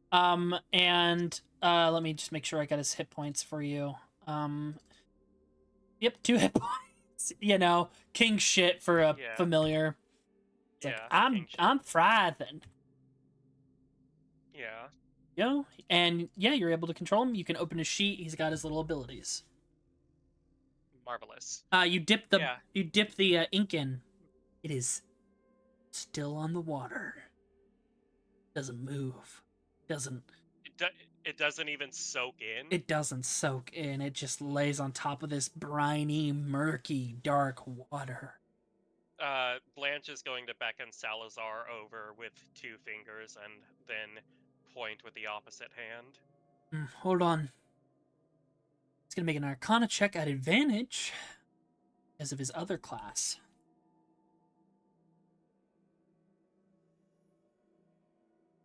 This is indeed toxic to people who do not follow Vecna. The Crosis water. You should be thankful those daggers did not pierce us. We would have been in quite the state. Well, myself, at least. And even this magic might have corrupted you in your construct, buddy. I think Blanche sort of loses himself in thought, thinking about Noir for a moment, but doesn't really say anything. All right, let us make our way. I have a bad feeling about all of this. You know, I'm getting really tired of every situation involving massive changes in my life coming about from descents into the depths. Indeed. Not very pleasant. Not a very warm embrace. Unfortunately, it is not my first time dealing with Vecna cultists. I would say it's not entirely my first time either. I did tell you about that, right? Yes, you did. You dealt Yes. with Vecna's concubine, which worries me even more, given Vecna is one for revenge. Even Right. from what I have read of his history, he is an uncaring sociopath. He and his lover, Koss, had a great battle because of their disagreement of ideals.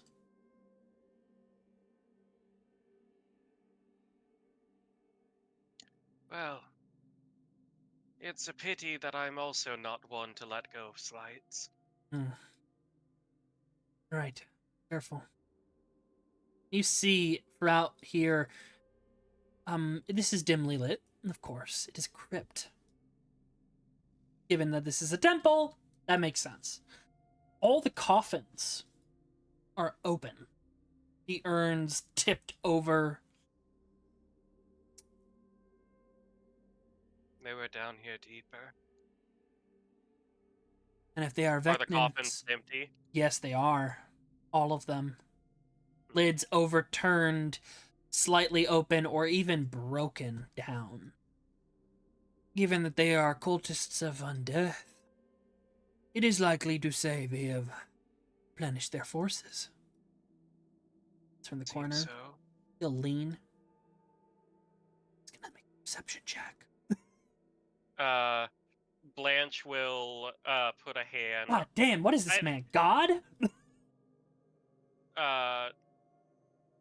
Blanche will put a hand on Salazar's shoulder and close his eyes and open his eyes through Basil. Ooh, good idea. And send Snake Friend down the way. It is clear there is a door. Send Basil through. He says as Basil is already slithering ahead. We'll pretend it's in time, in sync. I'm pleased to see your familiar called to you again from beyond the rift. Yep, that door right there. Yeah, pink as coral as ever.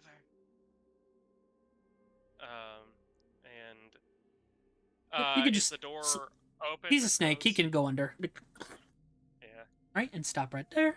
We'll have you make a perception check through Basil, but it's your check, of course. And you feel a hand on your shoulder. Can I roll good at all today? Well, on the plus side, you didn't need to roll very high to see what's in the room. Fair enough. I guess it also makes sense that Blanche is on edge, given the circumstances. Not the Vecna situation. But yes, you see a deathlock. And you see a necromancer wizard with 3 undead servants. All right, I am poofing Basil back. Right? You do that, you gotta cast the summon. So, but you just call them back. And let me just make a quick perception check from the necromancer just to see if they notice. But it is dim light and they don't have dark vision, so nope, they do not. Marvelous. Yeah, Basil will come back. How do you want to proceed with this? You should probably take out the undead first. reduce the amount of soldiers in the room, and they will be of weak constitution. He walks up. Ideally, though, if even bones remain, she can just reanimate them again. I have ways to prevent that. You certainly seem to have more interesting ways than I remember. Tell me, do you not raise your voice in song anymore? The age of song is over for me. A pity. You always had such a lovely voice. All right. You're by the door. Do you want to proceed? I have quite a few number of spells at my disposal. We can go in weak or we can go in strong. I say we go in strategically. And Blanche is going to cup his hands over his mouth, and this sort of deathly chill is going to exude as a fog cloud creeps out from under the door. Careful. Do not know if that will keep them from watching, but which one do you want to take? The Deathlock or the Necromancer? I shall take the wizard. Very well. I will take the Deathlock. He clicks his boots, and he watches he starts to vibrate gently as he uses his boots of haste. Question. Yep. How much would be, how do I Just gonna measure put Basil a right there. cube? How do I measure a cube? I have my assets for that. How big do you need the cube? So, I was thinking either base is, it's a 20-foot radius sphere, but if I was also thinking of casting it at second level, which would be a 40-foot radius. So could I see what both of those would look like? Yep, give me 1 second. Find my templates. Okay, so that is like 4 squares all around for a 20-foot. So let me get that to you. Second. You. Not that big. A little smaller D&D. It should be that big. So that is a 20-foot sphere. Okay. And then 40-foot.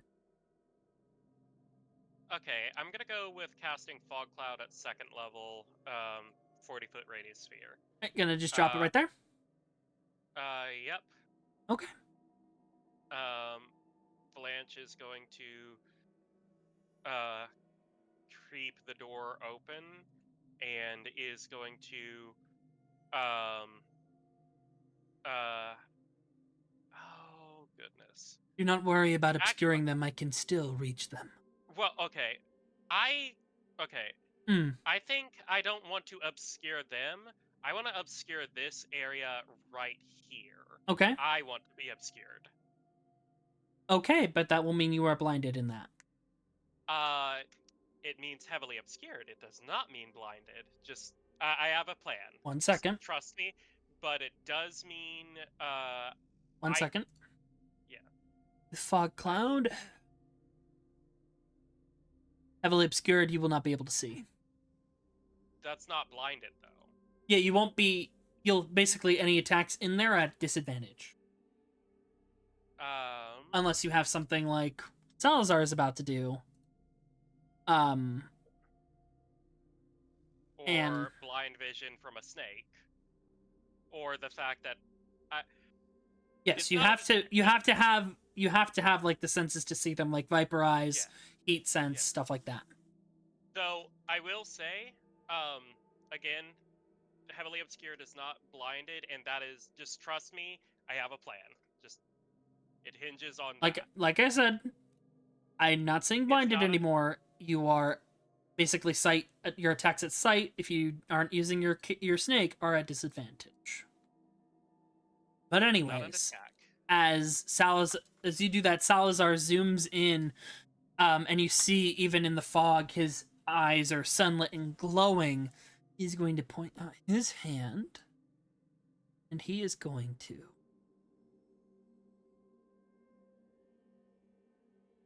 Can't use that on them. This.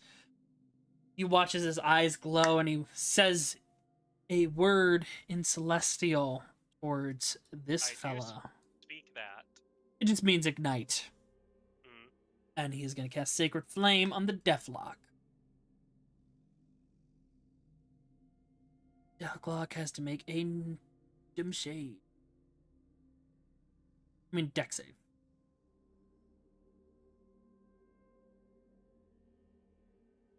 And for the people watching, who might not know, Astiel, for most undead, radiant damage is doubled. Oh, buddy. Oh, that's great. So he takes 22 damage. And what are you doing? Blanche is going to get right on the edge here, where he can see the Necromancer Wizard, and he is going to cast Magic Missile at 3rd level. All right. And target all of those on her. Okay. So that is going to be 5 darts of 5 1d4. Let me just go ahead and pull those up. Okay, max damage on the first one. On the second, 4.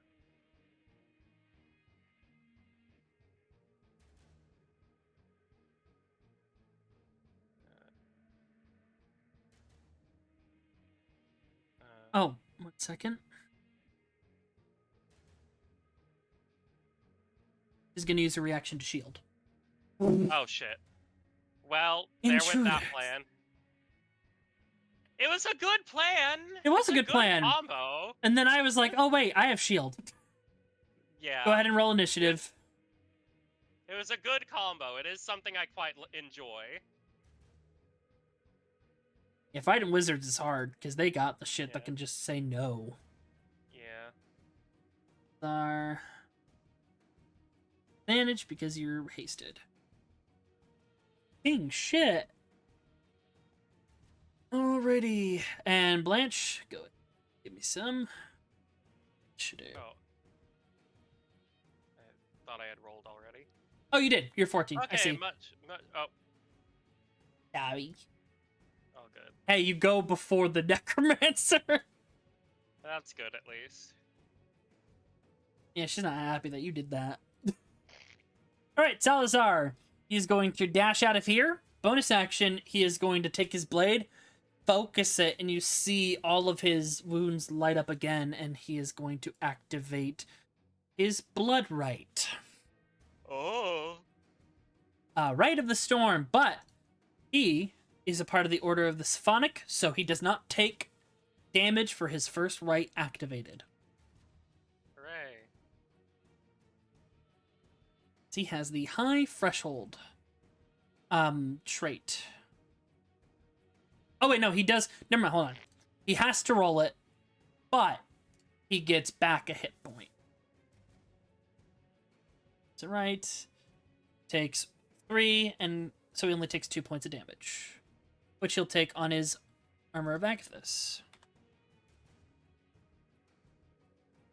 And he watches his blade is lit up with lightning, and you're like, oh. As you now see that the wounds are all bleeding and leaking onto the blade, he's going to rush in to the Deathlock and try and just deal with him first. Yeah, I think... Oh, curious. I am not just that. 7 definitely hits. This guy's got king shit. I'm proud of what I rolled for this man. Because this is all natural building. Like, I just got lucky. So, goes, and then 1d6 of extra lightning. Damn, just a little one. And then another attack. 27. That's 11. 9. And 1d6. 5. He whistles and his little daggers come up behind him, and they go in for a miss. Alrighty. That is him. The Deathlock. It is tradition now that these Deathlocks, whenever I bring them into a D&D game, they don't get to do shit. It is just funny to me. They just never get to do anything. Oh god, buddy. Buddy, no. Tragedy. Well, hey, this works out because you're gonna need them not to. So that was his first attack. I fixed it. Second attack. Tragedy. Alright. Blanche! Yeah, Blanche is going to whisper in Celestial, "Come forth, Odile." And from the fog cloud, this skater, this figure skater made entirely of ice, scantily clad, with gorgeous flowing hair and shimmering sheer garments, is Stop going summoning to... Shiva. Listen. I know. It makes, yeah. You took my spell. I appreciate it. Yeah. Is going to spin forth and then rapidly spin, tucking her head over, tucking her head over her head, tucking her diamond dust. I can't talk right now. 4th level, make me a dexterity saving throw.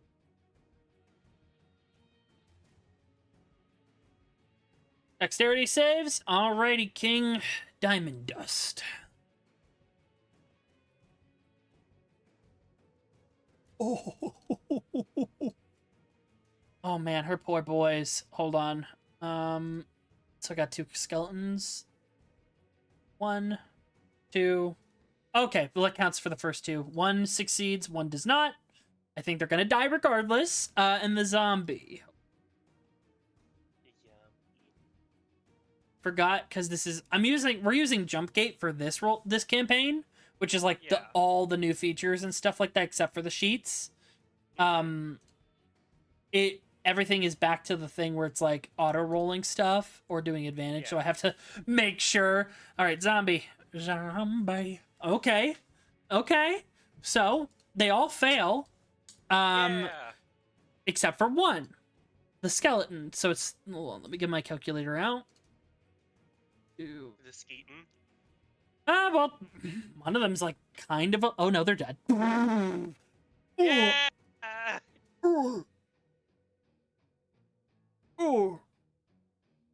And then she takes 32 points of damage. Written. You'll pay for that. Just looking a little hurt.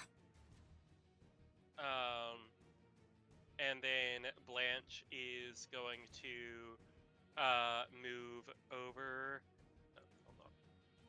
Move over here. You know, staying within the fog, staying obscured. And yeah, that'll be my turn. All right, she's gonna go in. First, let me make a perception to see if she can find you.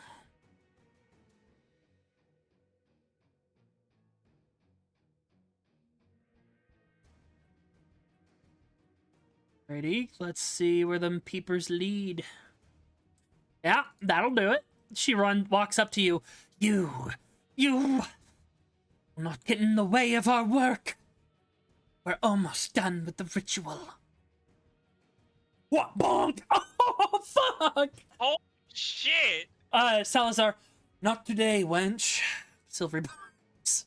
Thank you, honey. Don't. He will kill you. He'll change his mind. He doesn't actually say that. I know.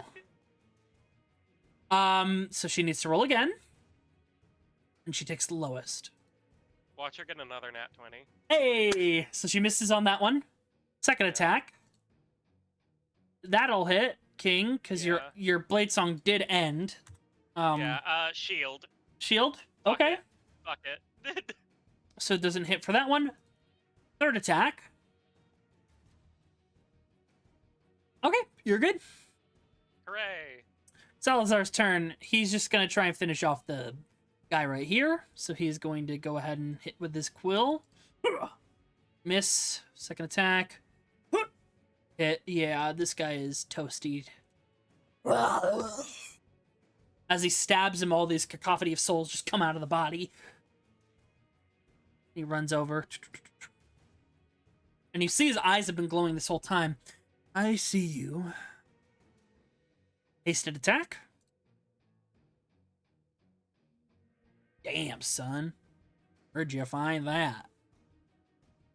15 piercing. 8 lightning. And then a d6 of his right. 6. 4. And then his bonus action attack with his daggers. She just screeches out as she is stabbed heavily. She's like, as these daggers stab into her, like they deal that cold damage and it comes out of her like skin in icy little spikes. Warmed her up for you. Yeah, Blanche is just going to go ahead and make 2 attacks with his Protector's Quill. This is going so well. He doesn't feel like wasting very many more resources. Well, I don't think a 13 you have advantage because you're flanking. Oh, that's true. Yeah. I don't think a 13 hit. What is happening, Lapis? I don't know. My Wednesday game luck has come up, I apparently. guess, huh? Where's your third attack coming from, buddy? The second. Oh, that's right. You Second said I had attack. advantage. Sorry, I was mistaken. I'm tired. Yeah. 21 hits. Yes. Roll for damage. 11. Ooh, 18 damage total. Nice. Ugh. She just kind of growls. Do I have any bonus? I don't think so yet. Yeah, I don't think I can do 2 weapon fighting right now. So Yeah, you don't have a second weapon out. yeah, I don't have my dagger out. Yeah, because that's what Salazar uses, is he has his dancing ones, because they float for him. All right, Yeah, the necromancer. The necromancer. She's gonna just arcane burst, because their spells really don't matter. They don't really do as much as she should be doing. Miss. Natural 20, and you see Salazar hold out his hand. No. And you see her eyes get bloodshot, and then pop, and then they're blackened as he's gonna use the blood curse of the eyeless on her. Horrifying. Boyfriend got scary. Didn't he, though? It's kinda hot. So that'll actually, yeah, because she has to roll, because this will actually like debuff the crit, because it's minus a d8. Yeah. So no. God damn it, Salazar! You know what? We're gonna use the luck point. That won't do it either, honey. Sorry. He tried. It's fine. Yeah. I mean, I could always, anyway, reaction silvery barbs. Oh, you should say that before I take off damage. That's fair. Okay, I didn't realize you had taken off my damage already. All right, go ahead. Like, Silver Barbs are. She'll make silvery a barbs. different roll. These necromancers don't fuck around. Okay, that's doable. So you just take 24 necrotic. Yeah. All right, and last attack. And she has to. He amplified it.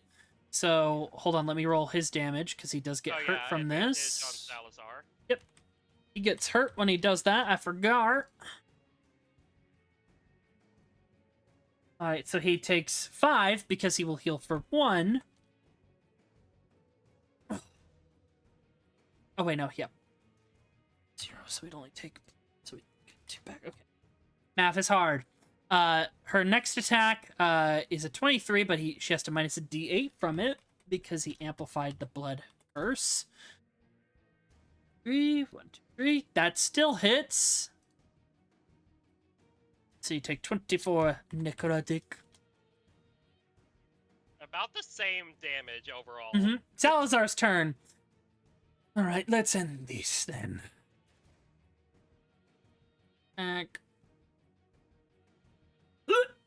No, honey. What were you? Oh wait, no, that'll hit. I forgot she's weak. 9, 7, and then a final stab. That'll do it.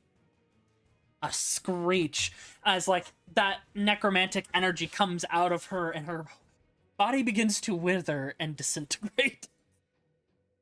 I think Blanche, injured though he is, he'll drop the fog cloud. It lasts for. Mm-hmm. That lasts a fucking long ass time. Too like long. 10 minutes or an hour Yeah. or some shit. I think he's going to sort of pop his joints back in and just say, something's wrong. That was too easy. It was actually not too easy. In most cases, those forces would be hard for most people. We are just too strong individuals. But she did mention a ritual almost completing. Deeper still, I assume. Indeed. Would that we had time for a short rest. He picks up another key and he puts it to the door. And it opens. Alright. Should go. Quickly. Blanche is leading the way. Alrighty. Give me 1 second. He is absolutely not saying it, but Blanche is like very much like, I have to protect him. I can't lose him again. I have to protect him.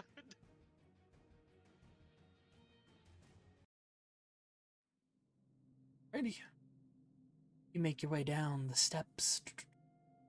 And the smell gets foul, honestly. Boy. You make your way into a dimly lit room. Lit by a bunch of desecrated corpses. Oh. I love Nier Automata. Mm-hmm.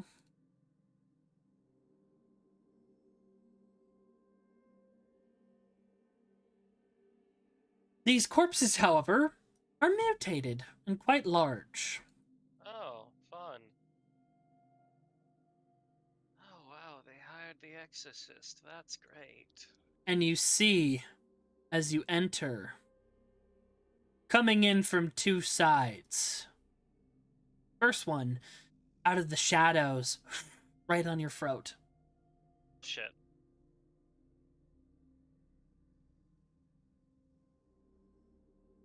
The second one looms forward. Weak flesh. Interesting. No! Hey, Nakara? Hey, Nakara? No! What? No! No! What? No! You see a large figure. Hold on, I got a handout for you. No! No, you don't! You don't have a handout for me. That's not real. That's not on the screen right now. That guy? Not real. Not What here. Dude, what are you talking about? The relentless juggernaut? I mean, I'm glad that you could recognize him. One. This is not the one. You should be happy that it's not. That would be worse, actually. Honestly. Weren't there multiple that just hunted down literally everyone last campaign? No, just the one. Oh, what am I thinking of then? You're thinking of the I know, the Royal Incinerators. That's what I was thinking of. Okay. Yeah. I'm a little bit less scared now. Don't worry, those aren't happening for a while. Anyways. What? I'm just using some art from Grim Hollow for that one, but you see a rotting, putrid, infected mess of armor with a large hammer pick. Rats coming through, chewing on bits of his rotted flesh underneath. And you see the individual behind you, the one with blades to your throat. Don't do anything stupid. Not yet. Make your introductions to the boss. Yes, make greeting with people. Basil hisses at Dawn. He directs Salazar forward. You are very special. Yes, welcome, Shard. Get your hands off of him. That's enough, boy. Behave. You see all the way down here. Did I make her hand out? I didn't. Hold on.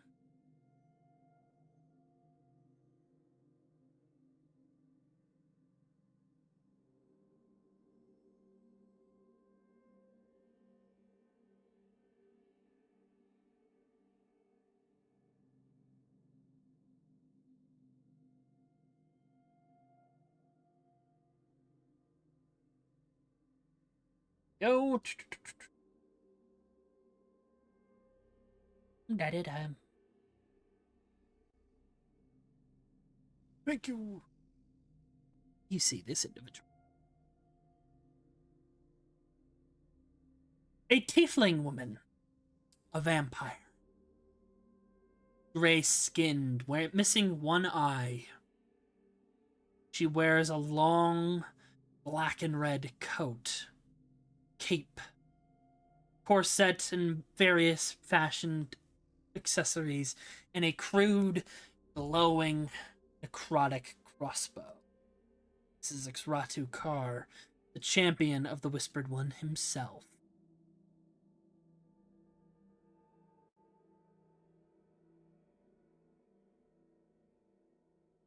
So nice to finally put a name to the broken face.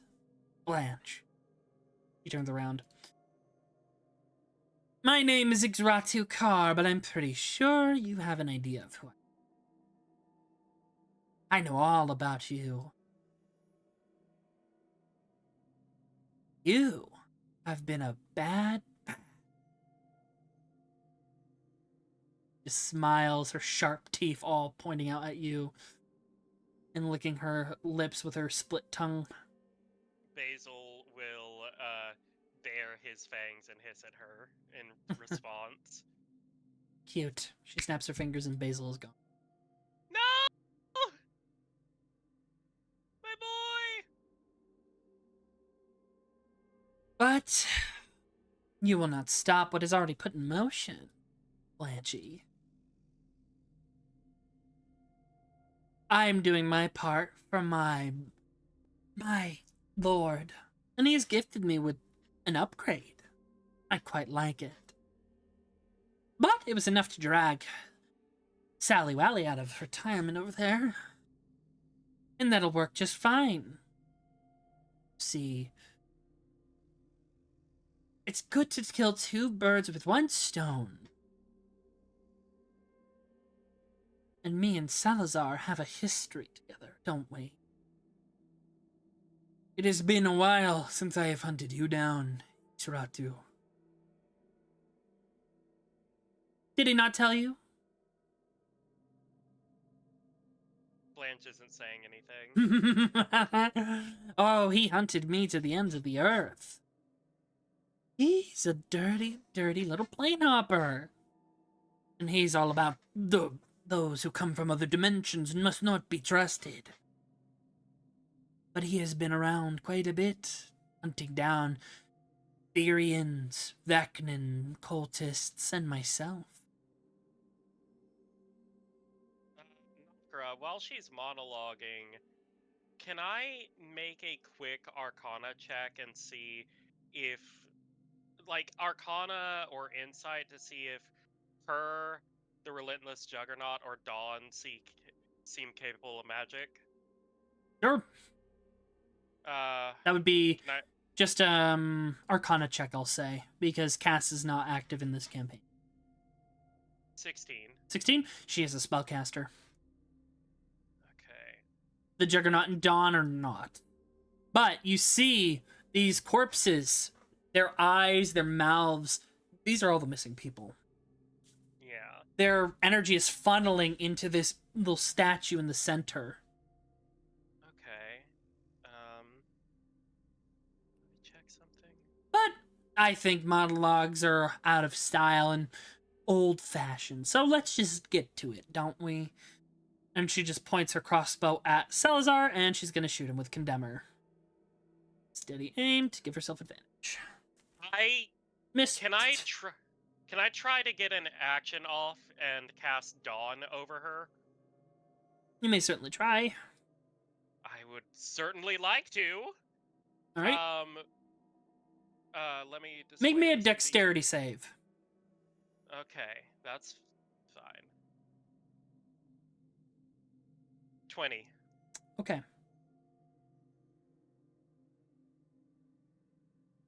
Do I get the spell off over her?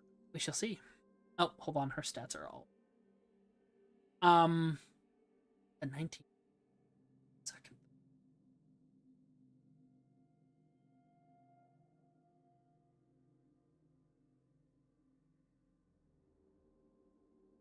Some damage for that.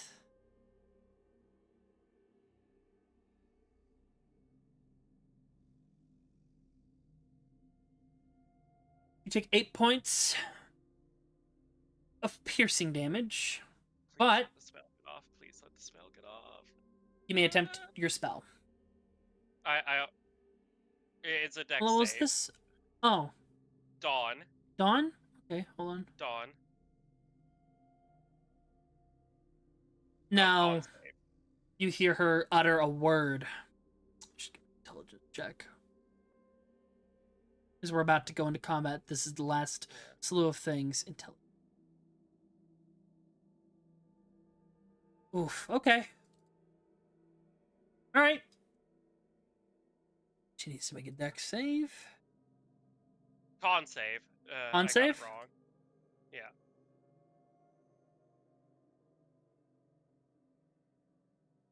Dean beats.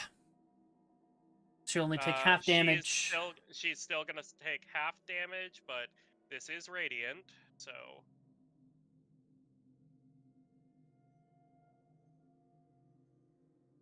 Right, she'll just take 14 points of damage. As she stretches out her arms and basks in the sunlight of dawn. Told you. My master gave me quite a few upgrades. And I would like you to click on your token and roll initiative.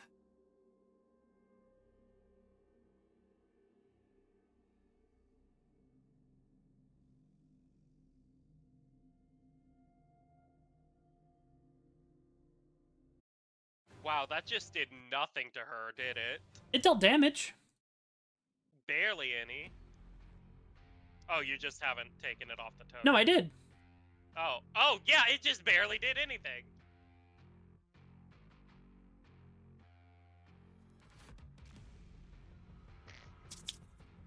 What a beautiful day for slaughter.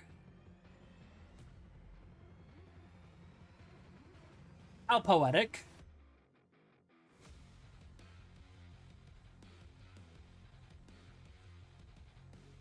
Alrighty. And Jug.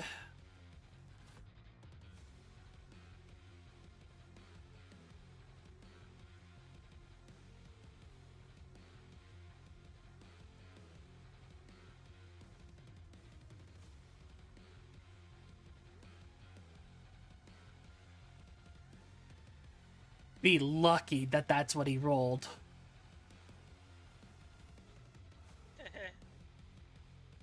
Alrighty. 24. Alright, starting with Ixratu. Instantly regains her reaction and all that stuff. She is going to snap her finger. And she's going to end up teleporting like right here. Uh-huh. She's going to give herself steady aim. So she has advantage on this shot with Condemner, and she's going to shoot you with it. Okay.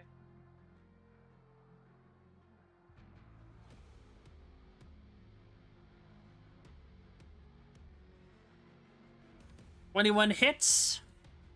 Unless you would like to do anything.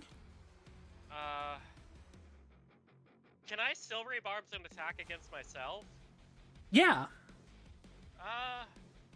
I think I'm going to shield instead, because... Alright. I mean, it's the same It's a thing, +5, right? but... Yeah. Alright, you have that until the start of your turn.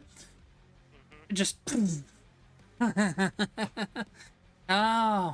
I forgot you're one of those mages. Shoot you. Misses on that one.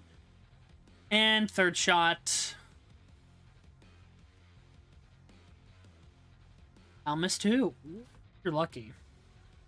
It's one of our heavy hitters. Alrighty. Don, do your work. Which one? The twink! Points at Blanche. Oh. Okay. She's gonna go ahead and attack you. Also, I was rolling her wrong stat.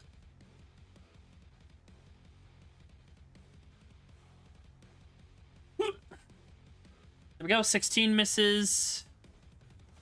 Natural 20 hits. Alright, so you take 12 points of slashing. It's 18. And she knocks you out. Shit. Cracks her neck. Blanche! Blanche, death save. Yeah. Hold on. I had forgotten to take my damage off this entire time. Okay, let's just go ahead and The flat d20 if you just want to simplify it and roll 20. 2. That's a failure. Don't worry, I have plot things. You'll be fine. The That's Juggernaut. hilarious, though. Looks like your doll is dirt. He's gonna go ahead and go at Salazar. We need him alive. Don't damage him too much. Very well. Salazar is struck across the face, his jaw. Ugh. Very, very fun.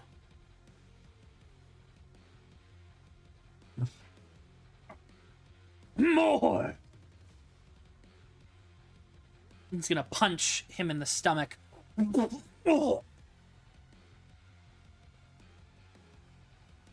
just picturing, like, right now, in unconscious Blanche Noir. Get up! Get up! Get up! Get up! Salazar's turn. Blanche.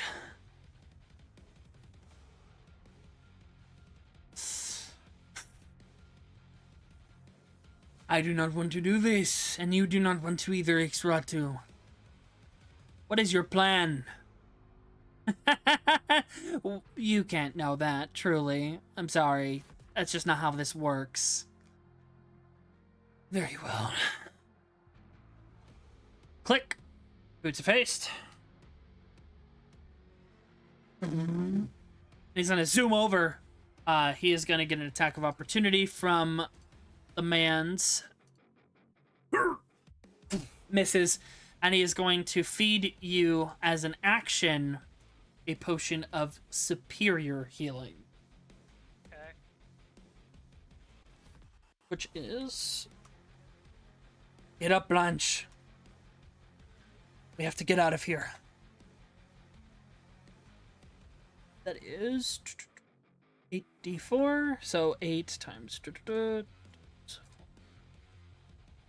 Alright, you get 40 hit points back as he feeds the potion to you. We have to get out of here as best we can. I think Blanche sputters for a moment, but... yeah. And he's going to use his hasted action to attack with the daggers and shoot them at Ixratu. Ow, bitch! You're throwing daggers now? Come on, we have to go. Yeah, no, honey.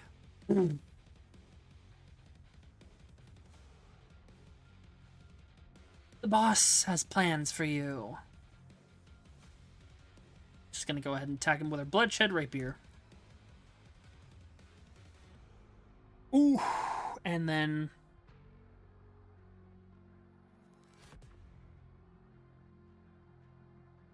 Oh, fuck.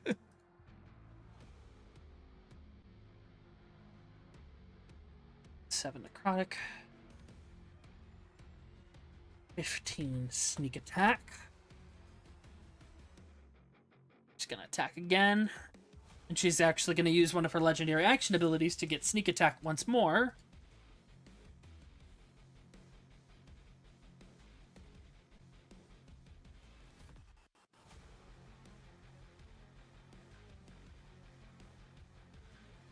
Ooh. Very bad. So 9 piercing. 9 necrotic. And 12 sneak attack damage. Third attack. She's going to attack you. She moves into range. You are prone. She has advantage. Just stabs down and you dodge out of the way. Tricky little blighter, aren't you? Dawn's turn. Dawn, kill this thing again! Right. I am sorry. I have to do what I must.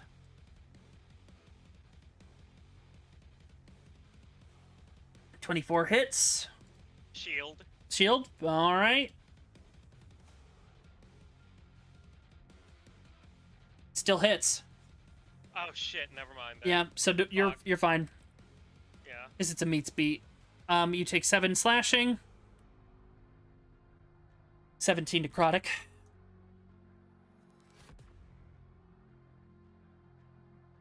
Still up. Second attack. Oh. Maybe not.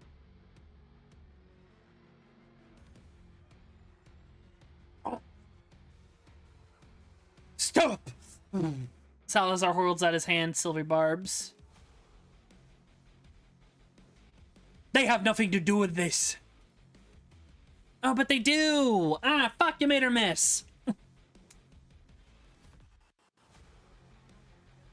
Blanche, it's your turn. Blanche is going to And you'll stand see, up. as all those bodies are starting to form... Oh, it's done! Yay.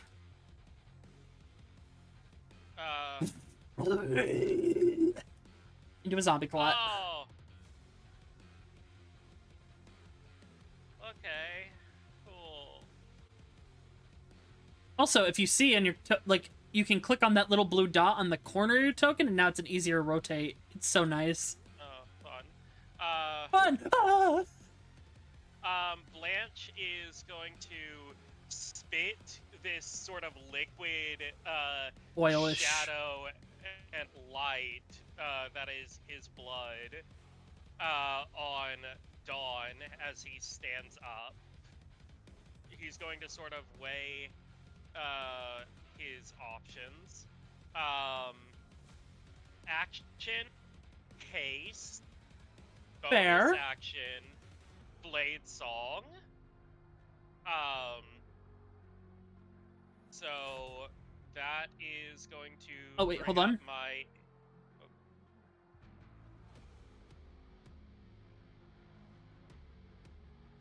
Holding. Okay, yeah, you're good. So you got your hasted action. You have your hasted action. Yeah. Yeah. Smart. And I'm going to grab Salazar and just fucking book it. All right, reminder, your speed is half, so you're back to 30 feet. Yeah, that's fine.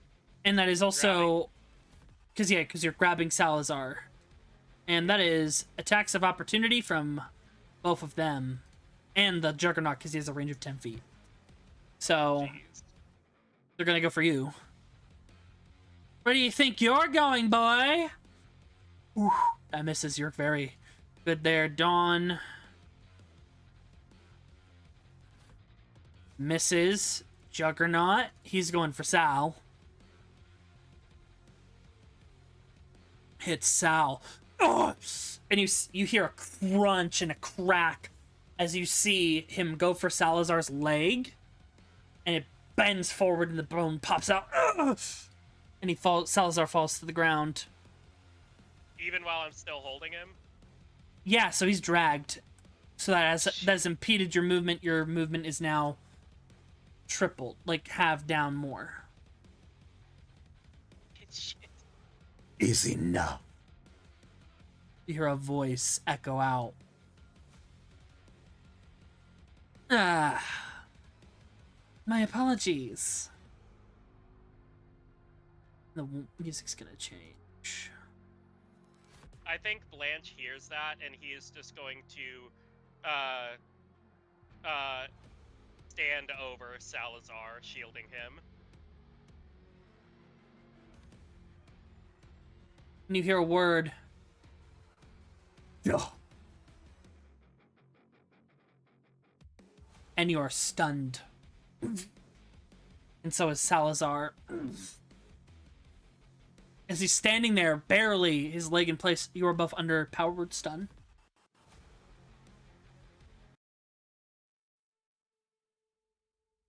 And thus you cannot move. Was I at least able to get over Salazar before the stun? You got halfway, and then you hear the word echo out. And you see this clot swirl, bend, break, scream, and explode.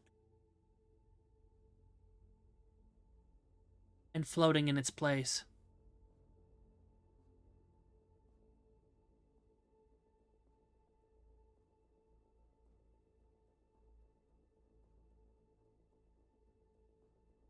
your heart practically, your core stops.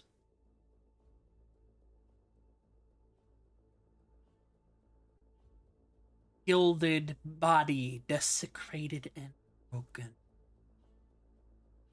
Floating in place, long, tall, passing 7 feet. His skin is coated in metal, it is dead and desiccated. That is enough.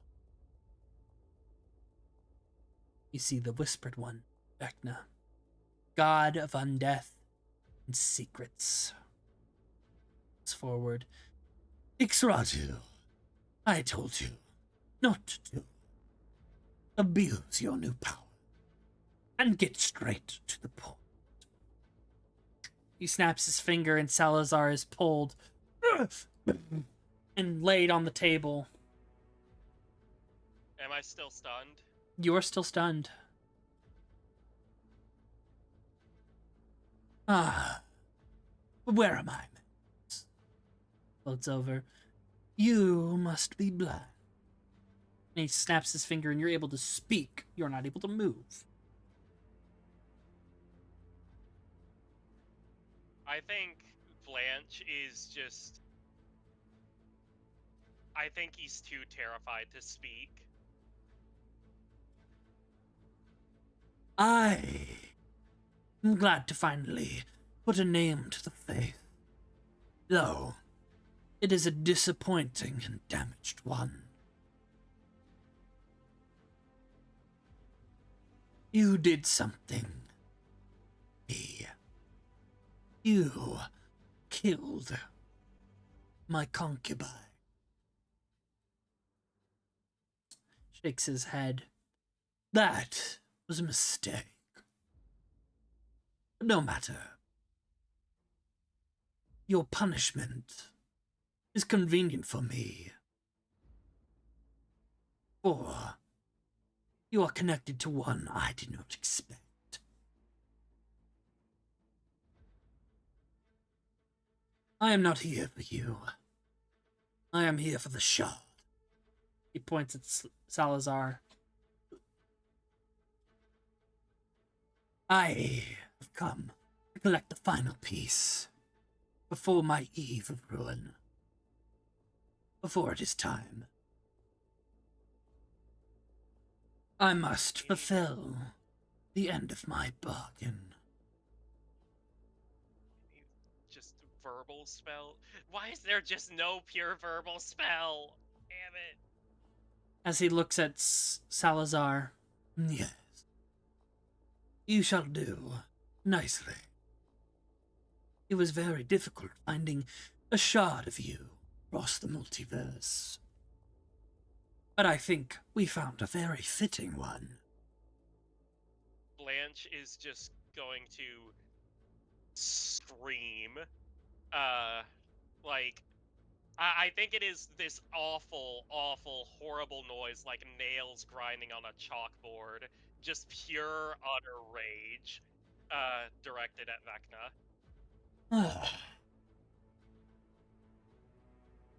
Arise, Death Knight. Arise, Lord. And he holds his hand out to Salazar, and an energy circles around the astral elf and sinks into his broken leg and into his body. You hear a... Get away from him! You hear a click as Salazar's leg repairs itself, and his eyes turn red. And his body begins to spasm. His clothes disintegrate under the sheer force of magic, and his skin, out of his skin, metal comes out from underneath it, wrapping around his body violently, and he's just screaming as light is expelling from his eyes and his mouth, and he rises up, and this energy continues to swirl and swirl around him. You hear his bones break, his frame widen. He is growing taller and wider and stronger until Salazar does not stand in front. You see a man similar in appearance to Salazar. Human. Same hairstyle, same facial structure, but a beard. And he looks at you with this paler, like his skin is still dark but pale. Arisen, flesh, small. Blanche is just... And you see a helmet wrap around his face. Thank you, Vecna. And you see...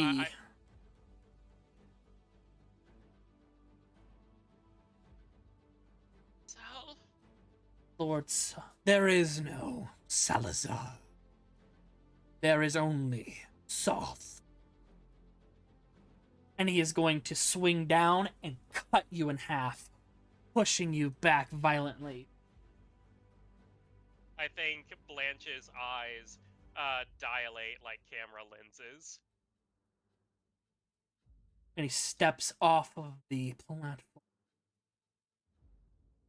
Vecna, it seems you've held the end of the bargain. I told you I would deliver you a vessel, one of your shards from across the multiverse. Is it satisfactory? Pushes the gauntleted fist.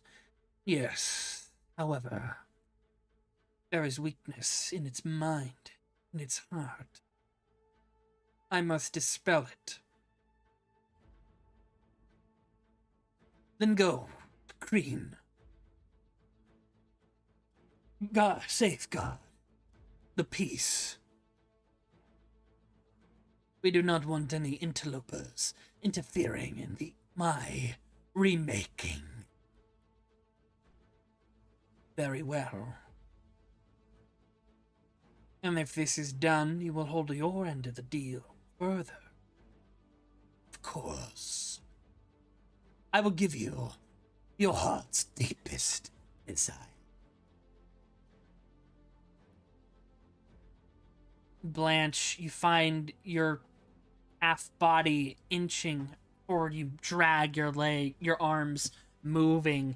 You're still connected, but it's only like the long cord that is your spine, like this whip like peas as you drag yourself forward, your legs slowly behind you. And sheer force of will and anger. Oh, what about this? Aye. Floats over. Looks down at you. Dearest little Marion, I will put you where you cannot stop me. You will not have what you... I will. And then he snaps his finger before you could say anything else. You vanish. And we're gonna have to go theater of the mind on this one after this. Very well. Let us be away. And one by one, each of them disappear. Dawn looking back over the mess. Come now, Dawn.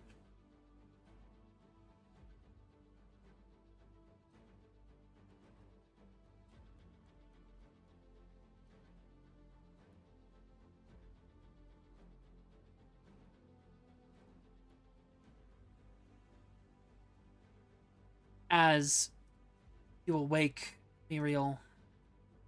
You mean Blanche? Blanche, sorry. Been a while. Yeah. You awake in a workshop. He's awake! He woke up! Not you. Whoa, no. There we go. No. You become the Doomslayer. And thus was the start of Blanche's Doomslayer arc. But no, you wake up and you're in an odd little shop. You see, this is belonging to an artificer, clearly. Goodness, you're finally awake. Who are you? What is your name? Where did you come from? You see, a young man, young to you, but probably in his like 30s, wearing a long coat and apron, big spectacles. Is there any sharp instruments near me? No. You're on you find yourself on a wooden table, and you look around, you see all these like wooden or mechanical limbs just hanging around.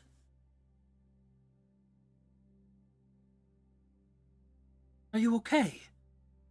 My name is Stephen. Are you alright? Can I make an insight check and see if this guy's fucking with me? Sure, yeah. 9. Seems genuine. Found you. You just appeared out of nowhere. Just here. Do you need any orienting? Where is here? Well, we're in Baldur's Gate. What is that? So you are from another world. Goodness. I'll do my best to fill you in. My name's Stephen.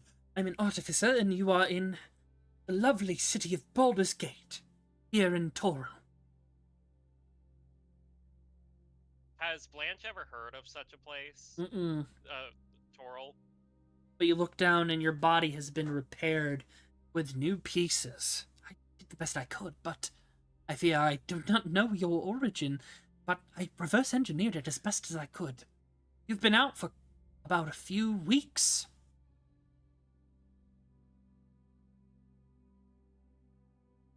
I think Blanche holds his head, and again, these tears of both liquid shadow and light just sort of pour from his eyes. The gold-filled kintsugi cracked scar over one eye just looks a little bit more broad. Well, not broad, lengthier than usual. Oh, nonetheless, we should get you some proper garments. Those were quite damaged, and I can do my best to show you around, get you some help. With all due respect, I doubt you are capable of going up against what I am fighting. You hear a voice in the back of your head. Well, this is right fucked. Oh, you've been awful quiet. And I think Blanche like turns his head like full 180 degrees, doll moment. And he is fully saying this out loud. He just does not give a shit right now. Oh, goodness. I'll give you a moment. Stephen walks out. I've been sleeping, I'll have you know. But I've been active the whole time you've been out. Just observing through the lenses of our eyes. God, they fucking got him. You got your shit wrecked. Clearly, we're not as strong as we thought. But then again, it's Vecna. You thought Tarek was bad. His father is 10 times worse. What can we do? How do we get him back? Well, we start by looking for leads. Neverwinter, a city far from here, will take us a couple of weeks to get there. Apparently, they are experiencing kidnappings. Like the ones we experienced. How do you know Find this? those kidnappings, we find more Vecna cultists. Find some answers.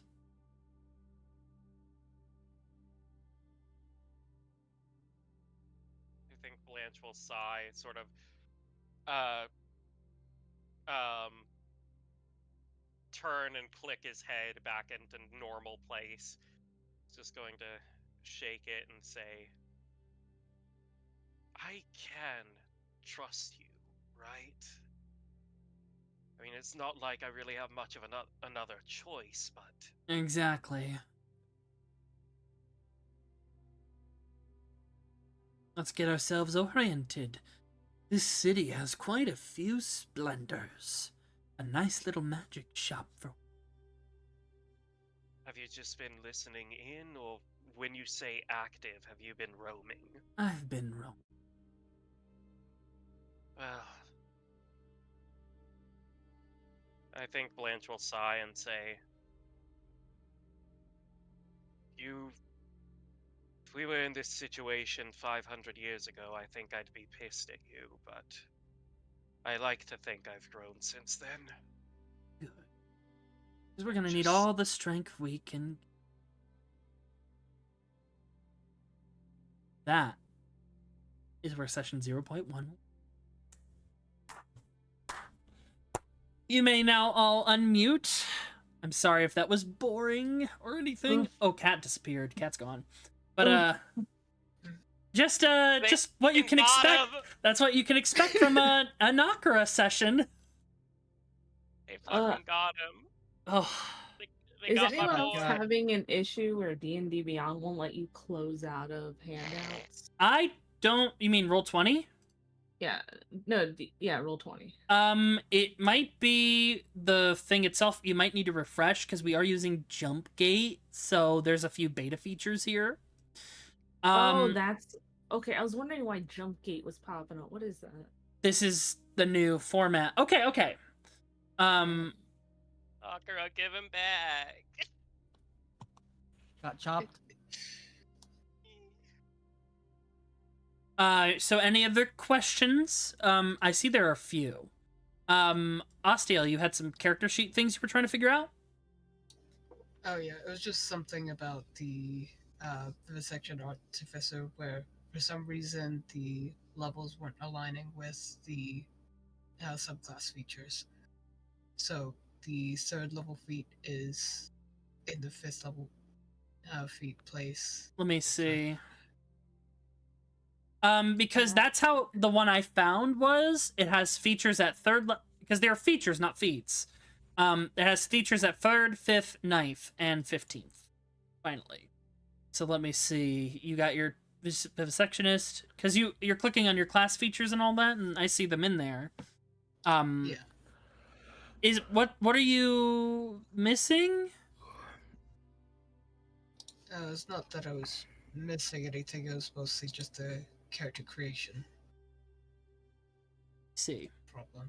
It's probably the way they formatted it was my thought. Because when you're Because you It can just- have it, like, they have to input that information to be shown more than just a default. I and was the probably one that did it. ported this over, so this Oh. is everything's in here properly that I'm seeing. Like your third level, your fifth. Oh, I think I just mistyped a word. Yeah, I just mistyped you as a. Yeah, that's weird. Oh, I can fix that. That's a formatting issue. So next time you look at your Okay, sheet, it'll be okay. fixed. Okay, gotcha. That's why, because those are features. I would that love are- to stay, but I do need to go. It is, Do you have yeah, any it is late. any questions before you go? Anything else you need to do? Yes. So the next 0.2, because this was 0.1, 0.2 will be Jonny, Astiel, and Koi. Are you guys good for? Because we're gonna just try and go in a row for the 0 points. Are you guys good for the 10th of May? I mean, of June. Sorry, 10th of June. Sounds good to me. Sure. Yeah, let me just check my schedule, but I should be free. And then Blake and Kat, you two will be on the 24th. Should be good. If anything changes, I'll let you know. Okay, I'm doing you guys last because Kat's subclass needs to be ported through. Yeah, that's fine. So yeah, that's what we'll have you guys at. Okay, so yeah, we'll have you guys on the 10th, and then we'll figure out when we're playing from there, and that should give me a lot of time to get everything else ready, because tomorrow I have to actually buy the module for Roll20, so we have everything for the module. But yeah, thank you, Blake. You're free to hop off. Kat, your Yeah, okay. 0.3 for you is on the 24th, Kat. 24th, cool. Yep. I'll make sure I'm off. Yep. And then we'll go from there.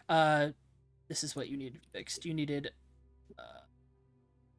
this is a third level. Here we go. Steel. Can you add sharpshooter to my sheet? I still can't add that.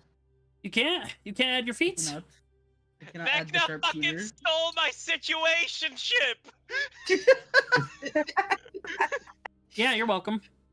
Cucked by Vecna. I Unfortunate. that was something. Yeah, I got. Well, it was fun listening to that going on. I just kind of got distracted and All right. ended up dropping because I was kind of. You're good. Only a little bit of trauma. Yeah, we love it. All right, Astiel, I fixed that for you. Give it a moment to refresh, and then all your proper abilities should be where they should be.